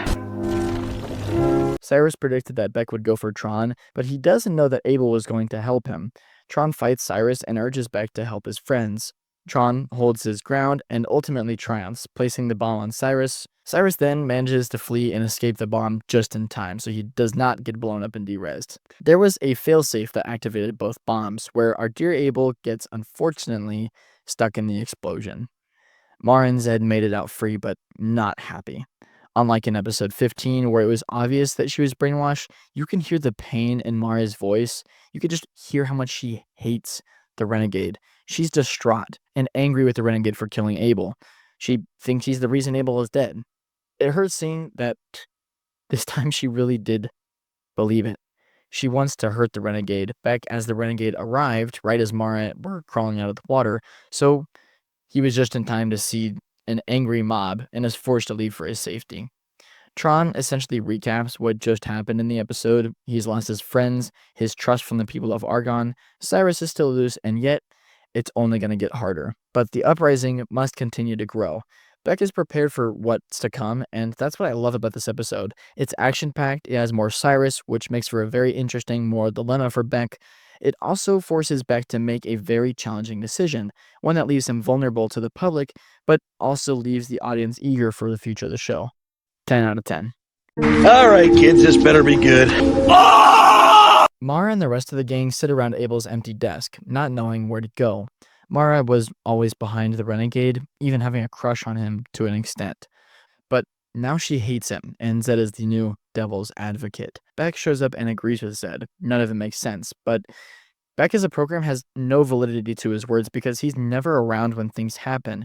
He wasn't there when they lost Abel. He wasn't there when the garage was attacked by Pavel. He's never there for his friends when they need him. And yet he has the audacity to side with his alter ego that just seems to cause pain and suffering at the garage. Obviously, it runs much deeper than that, from our perspective, but the perspective of Mara and Zed, yeah, Beck just is never there when they need him. Tron and Beck are practice fighting, spitballing ideas on how to control the whole Cyrus situation when Tron faints and Beck sees the scar growing out of control. It's like literally growing all over his face, it's mutating, it's going crazy. Cyrus must have installed the virus last episode because Tron doesn't think he has much time left, and his healing chamber isn't even working. Beck was going to clear out Abel's locker, but just can't bring himself to do it. Zed comforts him and says that when the time is right, it will be easier. Until then, let's just keep it there, like Abel's watching over him. Beck is then ambushed in an alleyway by a program. Eventually, the program, after some easy fighting, reveals himself to be Cutler, the program that we haven't seen since episode 3, from when he was handcuffed to Beck in the games. He was just showing up to warn him about a weapon that Clue has created, which is a reference to the super recognizer that we saw in episode 13. Cutler tells Beck to tell Tron to meet him at the docks for a planned ambush Clue. When Beck arrives as the Renegade, or Tron, as Cutler thinks he is, he's quickly surrounded by a bunch of black guards, and Cutler, who turns out to have been repurposed by Clue, which explains his absence from the show thus far. Cutler wants him to join Clue, either willingly or by force. Beck chooses force and falls off the docks and flies away in his light jet, only to see the super recognizer arise from the water. Beck climbs through the air, only to be chased by the black guards on their light jets. They chase him for a while before he runs into the recognizer with nowhere to go. Cutler says over the intercom that he wants Beck to surrender, thinking that it's the actual Tron. He wants to heal his scars by repurposing him. Beck says that he'll think about it and leaves to go tell the actual Tron to learn more about this whole situation. Tron explains that repurposing happens after all code is reset and extracted, including the virus and damaged code like the scars. After that, you're essentially reprogrammed to have different feelings or beliefs. That creates a plan to turn in Tron, but release him from the repurposing process right after the bad code is extracted. It's extremely risky because if he fails, Tron no longer becomes a mentor, but Beck's worst nightmare. On the other hand, if Beck succeeds, he'll have a healthy Tron to help fight by his side. It is honestly so risky that even Tron tips his hat to Bex for sounding like a younger Tron with more pep in his step. Back at the garage, Zed is pestering Mara about how the Renegade being evil makes literally no sense, when all of a sudden, a recognizer shows up and Pavel drops in, officially placing the garage under military control. Welcome to my house of pain. Pavel settles into Abel's office and kicks up his feet to get comfortable. I just said that, even though getting comfortable and settling in mean the exact same thing. And even though Pavel is quote-unquote chilling right now, there is still one issue. The bit, the lovable binary digit that has been with us since the beginning of the franchise, is yelling at Pavel. This feels right to us, the audience, because Pavel is a big, super stinky doo-doo head that does nothing but cause trouble around Argonne. But what happens next drastically alters the mood in the garage.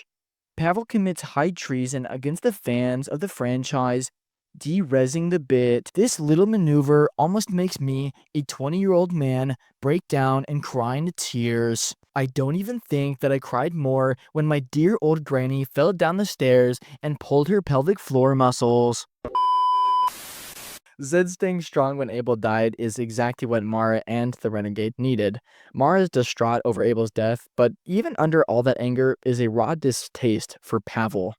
Zed says that the Renegade can't be everywhere at once, and maybe that's exactly why Abel dies. This seems to bring the OG Mara back.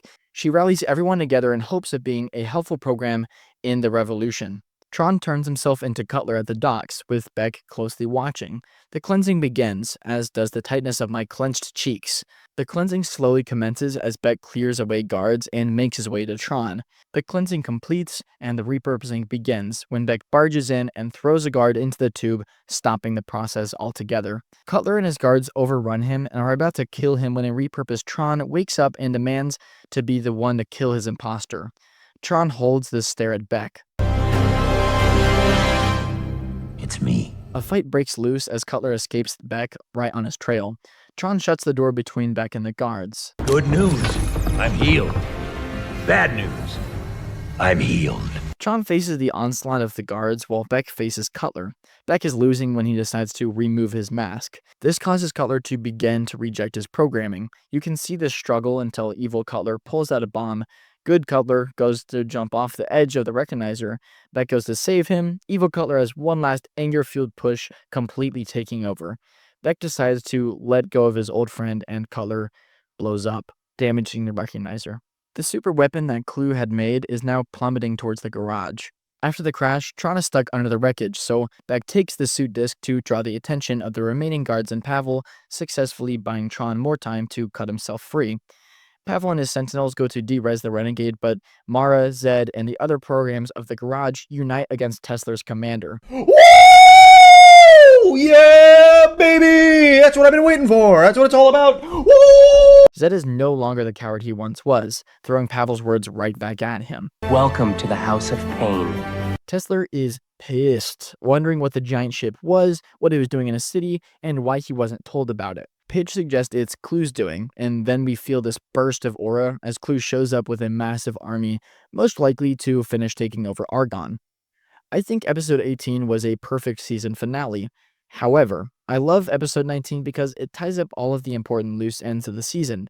The super recognizer was destroyed, and we also get to see Cutler, a character that could have had greater significance if he was given more screen time in this season as well as maybe another. But because he wasn't fully fleshed out, you kind of just forget about him for 15 episodes before the show says his name, and you're like, oh yeah, I kind of forgot about that guy. Which means when he dies, you caring for him just feels kind of forced, like, no, Cutler died. Like, it should have major plot significance, but it just kind of feels like, you know, the guy from episode 3, 15 episodes ago. His death does, however, show that the regime does not really care about the programs that serve it all that much. They scoop up a program that has been actively resisting, they brainwash him and turn him against the enemy just for him to die and be replaced. And this happens over and over and over again.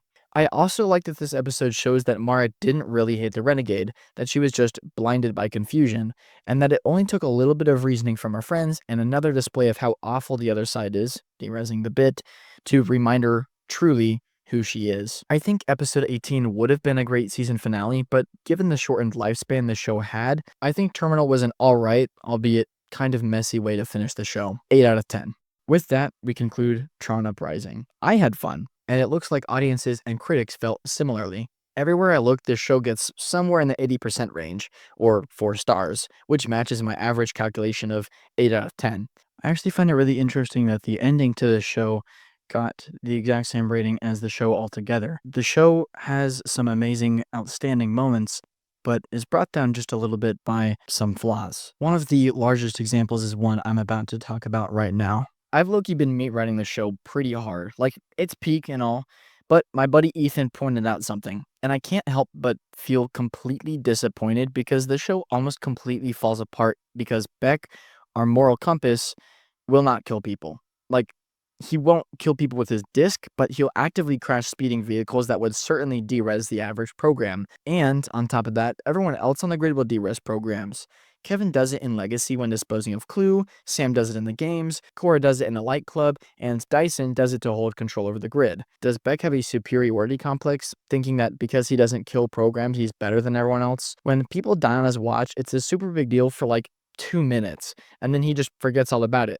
Take Shaw, for example. Shaw creates the power upgrade that we see in episode 7 and episode 17. He has the opportunity to be saved by Beck, but chooses not to, falling to his demise. Beck internalizes this before immediately using the weapon to beat up a bunch of guards. Character-wise, it makes a little bit of sense to have Beck not kill, because his friend Bodhi was killed in cold blood, but according to what the grid needs and lore-wise, it just makes no sense. And also, this is not explained in the show at all. Like, we literally see Bodhi for like maybe 5 minutes of the show, and then he dies, but he's never really mentioned like again.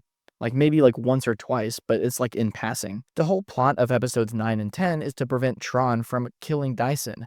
On paper, it reads, killing is bad. Keep Tron from killing. Okay, cool. But in practice, it does a few things. 1, it prohibits the revolution from actually progressing. By not killing Dyson or any other bad actors like Pavel or Tesler, you allow them to continue to manipulate the grid. And 2, making the occupation invincible by not killing them means the only way that the good guys can win is by sheer incompetence on the occupation's end, which we see throughout. Tester and his goons do the same stuff to couch the Renegade over and over again, and it never works, because the Revolution is always doing new things. 3. This makes the citizens complacent. They see horrors all around them as their friends get derezzed and kidnapped, but the only thing they do about it is join at Argonne Square and watch said friends get publicly executed. Beck teaches them that it's okay to be pacifists and sit around because they have a savior, a new Tron to protect them. Beck's nonsensical moral compass is even funnier when you add the line, "Don't end the revolution before it has a chance to start." In saying this, Beck is ignorant to the history of Argonne and the grid itself. The first revolution of Clue overthrowing Kevin and the ISOs was purely violent, and had near total support of the citizens who, to this day, still dislike the ISOs. Citizens regularly enjoyed gladiator fights and viewing the resolutions as natural to the government they all support. But for some reason, Beck, nor the show for that matter, believed the citizens would not support a violent revolution even though they have already done so for years. Unless Beck starts asking for help and is okay with the consequences of losing people, the revolution will stay where it's at. Perhaps when we continue in Season 2, Beck broadens his horizons and realizes that sometimes loss is necessary for progress. Either that or we get more on why he believes the things he does outside of the assumption it has something to do with Bodhi's death. Fortunately, the show is good enough in other aspects it's possible to just completely gloss over this blunder. Like if you just turn a blind eye to it, you're like, yeah, the show's pretty cool. 40 million fucking Deutschmark bomb! I have 2 friends that watched the show when it came out, and they both loved watching it, so where did it go? Why does the average person, including some fans of the franchise, like, that is the biggest thing. People that like this franchise don't even know about it. That is mind-boggling. Why is that? The show aired on Disney XD from May 18th, 2012 to January 28th, 2013. But you'll notice that it started on a Friday and ended on a Monday. So what happened? The first episode, Becks Beginning, was originally going to be a 10-part miniseries, but instead, they aired it as a pre-season special that just ran a little bit longer than the other episodes. I think this was a smart move, but what wasn't a smart move was airing the rest of the show on a Thursday, 3 weeks later at 9 p.m. And the next episode didn't air until 2 weeks later on the 21st. And it ran like that until the very last 3 episodes at midnight on Mondays. What? Disney canceled the second season because of low viewership and not turning a profit, which I understand it could have been an expensive show to make, but just explain this to me, Disney. How the fuck are people supposed to watch your show if you poorly market it, change the air date to a Thursday when no one is going to be watching it, have a 9 p.m. bi-weekly schedule when your target demographic is asleep? And then, just when it couldn't get any worse, you change it again on the new year so that it's on Mondays at 12 o'clock in the fucking morning. Of course, your obscure show for ages 7 to 16 isn't going to do well because no one knew when to watch the damn thing. You fucking failed your child. You failed my Shayla. God damn it. Uprising, the show from like 13 years ago? Yeah, they just masterfully created this beautiful world by fleshing out characters and plot lines, but leaving us hopeful for the future of this franchise. And so, now you're worried about the new installments that are coming out. They're making more? Well, yes, I think I heard that. So we're getting a second season? I highly doubt it, no. They just got away with that. Was it laziness or something far more sinister? I love this show.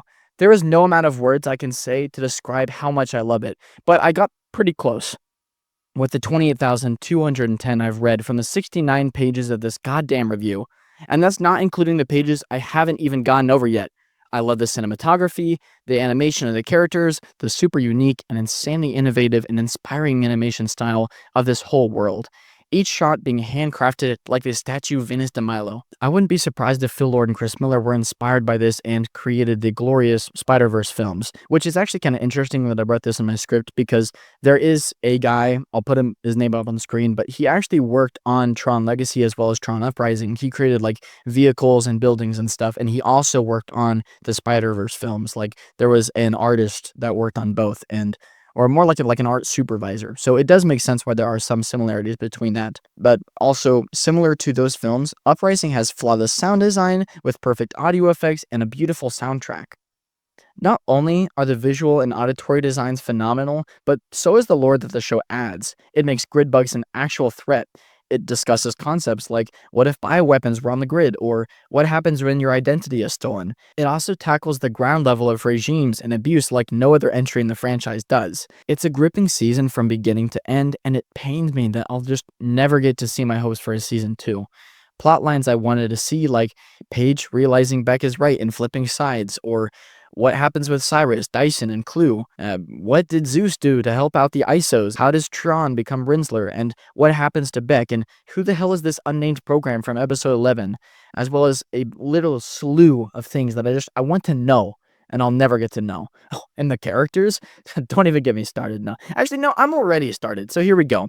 These characters go through so much in 19 episodes. Zed goes from a coward who hates the Renegade to a strong civilian standing by his side. Mara is given every opportunity to fully turn away from what she believes in, but stands strong, unlike some programs like Dyson and Cutler, one of which we will literally never get to see how a story ends. We get actual character development from the face of the entire franchise. He finally is more than just a guy who says 15 words and does a few flips and poses. We see him choose a successor who is crazy in his own right, and then learn from that mistake and pick our dear Renegade. The Renegade that fueled the spark of a revolution simply because it's the right thing to do, and because he hated seeing what the occupation was doing to his city. The occupation was all Tessler's fault. He killed so many people and kept it from Paige to manipulate her doing his dirty work, something that Pavel never needed because he was such a dick already. But no one has suffered as much as me and you, because we had to sit through every single rewatch of the show knowing full well that the ending won't change, and that we won't get more seasons because Disney is too busy throwing money in their favorite garbage fires known as Star Wars and Marvel. Besides a few projects, I'm not saying they're complete dumpster fires, but there is stuff inside the dumpster that is on fire, okay?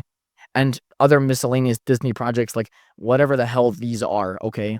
And the morons that support them. Why are people throwing money at these terrible projects, okay? It's ironic that episode 12 is called We Both Know How This Ends, because quite frankly, we will never get to know how the show ends, except maybe, just maybe there is a way to end this 13-year streak. A glimmer of hope and sunshine in the shape of Jared Leto? Okay, just sit with me for a moment. The Clone Wars Season 6 dropped in 2014 and left it on a cliffhanger. It was canceled prematurely, just like Tron Uprising. But as many of you know, Clone Wars received its final season in 2020, so it got me thinking, what if we got Disney's attention and let them know we wanted more Tron Uprising, and the series was concluded just how Clone Wars was, or recently, Phineas and Ferb, or The Amazing World of Gumball. All these shows have been finished, finally, after years, and you know what? Maybe there's just a speck of hope. I think it's possible if we work together, and now is the perfect time. I mean, literally, maybe the only time to get what we want. I don't know exactly how Twitter works, but I think that would be a pretty good place to start.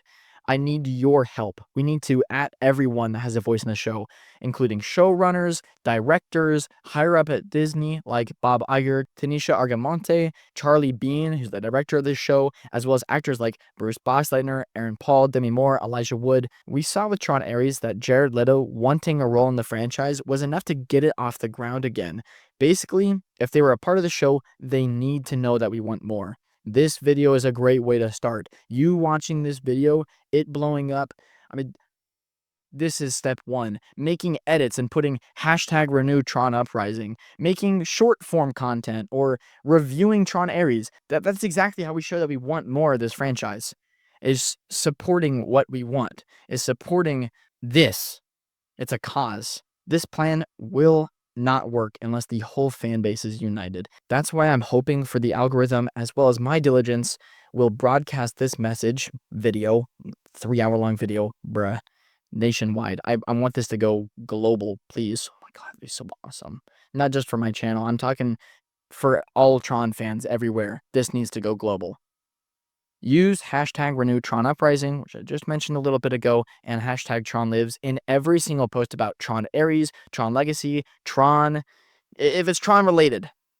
Hashtag renewtronuprising. One last time, your mission is to tag people with power of the show, inform friends on the movement. I have gotten so many people to watch Tron related stuff in this past year, it's not even funny. I mean, my roommate, one of my best friends, my little brother, I've gone in to watch the show. My older brother, I've told multiple people about Tron Uprising. It's just, if you're another creator, you create art, this is your time to help me out. You have such a big platform. You will be able to reach more people than, the average person ever will. Like, Reddit is a good place to start on the Tron subreddit. Everyone over there wants a new Tron. Well, the people that actually know about it want more Tron Uprising. You have to inform your audiences about this franchise that you love so much. Share things that you're passionate about. I mean, holy crap. I just was screaming at the top of my lungs a little bit ago. Share what you're passionate about. Because if Tron makes me happy, I want to share Tron with other people. And it's also a little bit selfish that I'm doing this, because I think that by doing this, maybe there's a shot that I get a season 2 to my favorite TV show. Okay, it's not the best. It's not perfect. Lastly, final step, and this is actually the most important, okay? I really should spend more time on this. Support Tron Ares in the theater, please. Don't wait for it to go to streaming. Actually go to a theater, even just once, okay? Ideally, 6-7 times, okay? Go to Tron Ares in the theater, watch it, okay? Even if it sucks, which I don't think it will. I'm optimistic, okay? Cautiously optimistic, okay? If it does well, Disney is going to jump at the opportunity to make money off of Tron. Watch it 40 times if you need to, okay? And I know that that's a tall ask, because I too am leery of Tron, okay? It comes out in October. I'm not a fan of Jared Leto. I'm not a huge fan of Nine Inch Nails, but I do like Trent Reznor and Atticus Ross, so it might not even be that bad. The director might deliver, and it's weird that a character from Tron won't be there as well as Korra or Sam, despite them setting up the same programs in the real world premise. It's a very odd movie, but it has to do amazing in the box office. Has to. Okay, if we even have a feeling glimpse of getting a season 2 for Tron Uprising, or a season 3 or 4 or whatever, it has to do very well. And I want it to be renewed so badly, because I love this franchise, and it pains me that not only is it incomplete with so much wasted potential, but no one knows about it. I can't have any conversations outside of my delusionally long passion project, because I mentioned Tron, and almost everyone else around me is just like, huh? What's Tron? And that's why I've made this video, because if it does well, I can share it with whoever wants to sit down, and know there's a handful of you out there that are just like me. You're willing to sit down and learn about a random topic for almost 3 hours, okay? I don't know exactly how long it's going to be. As imperfect as this franchise is, the writing is a little goofy at times, the de-aged Jeff Bridges looks like plastic Bill Maher, it still absolutely nails 90% of what makes a franchise so great. The visuals, the world building, most of the characters, and the concepts of themes of AI, the relationships of father and son, and chasing perfection, they're just all handled with care by extraordinary people. This franchise is so consistent, if that makes sense. From day one, it's pushed the boundaries in visual effects. It's, had decent to good character. Some of the writing in the show and the movies is phenomenal.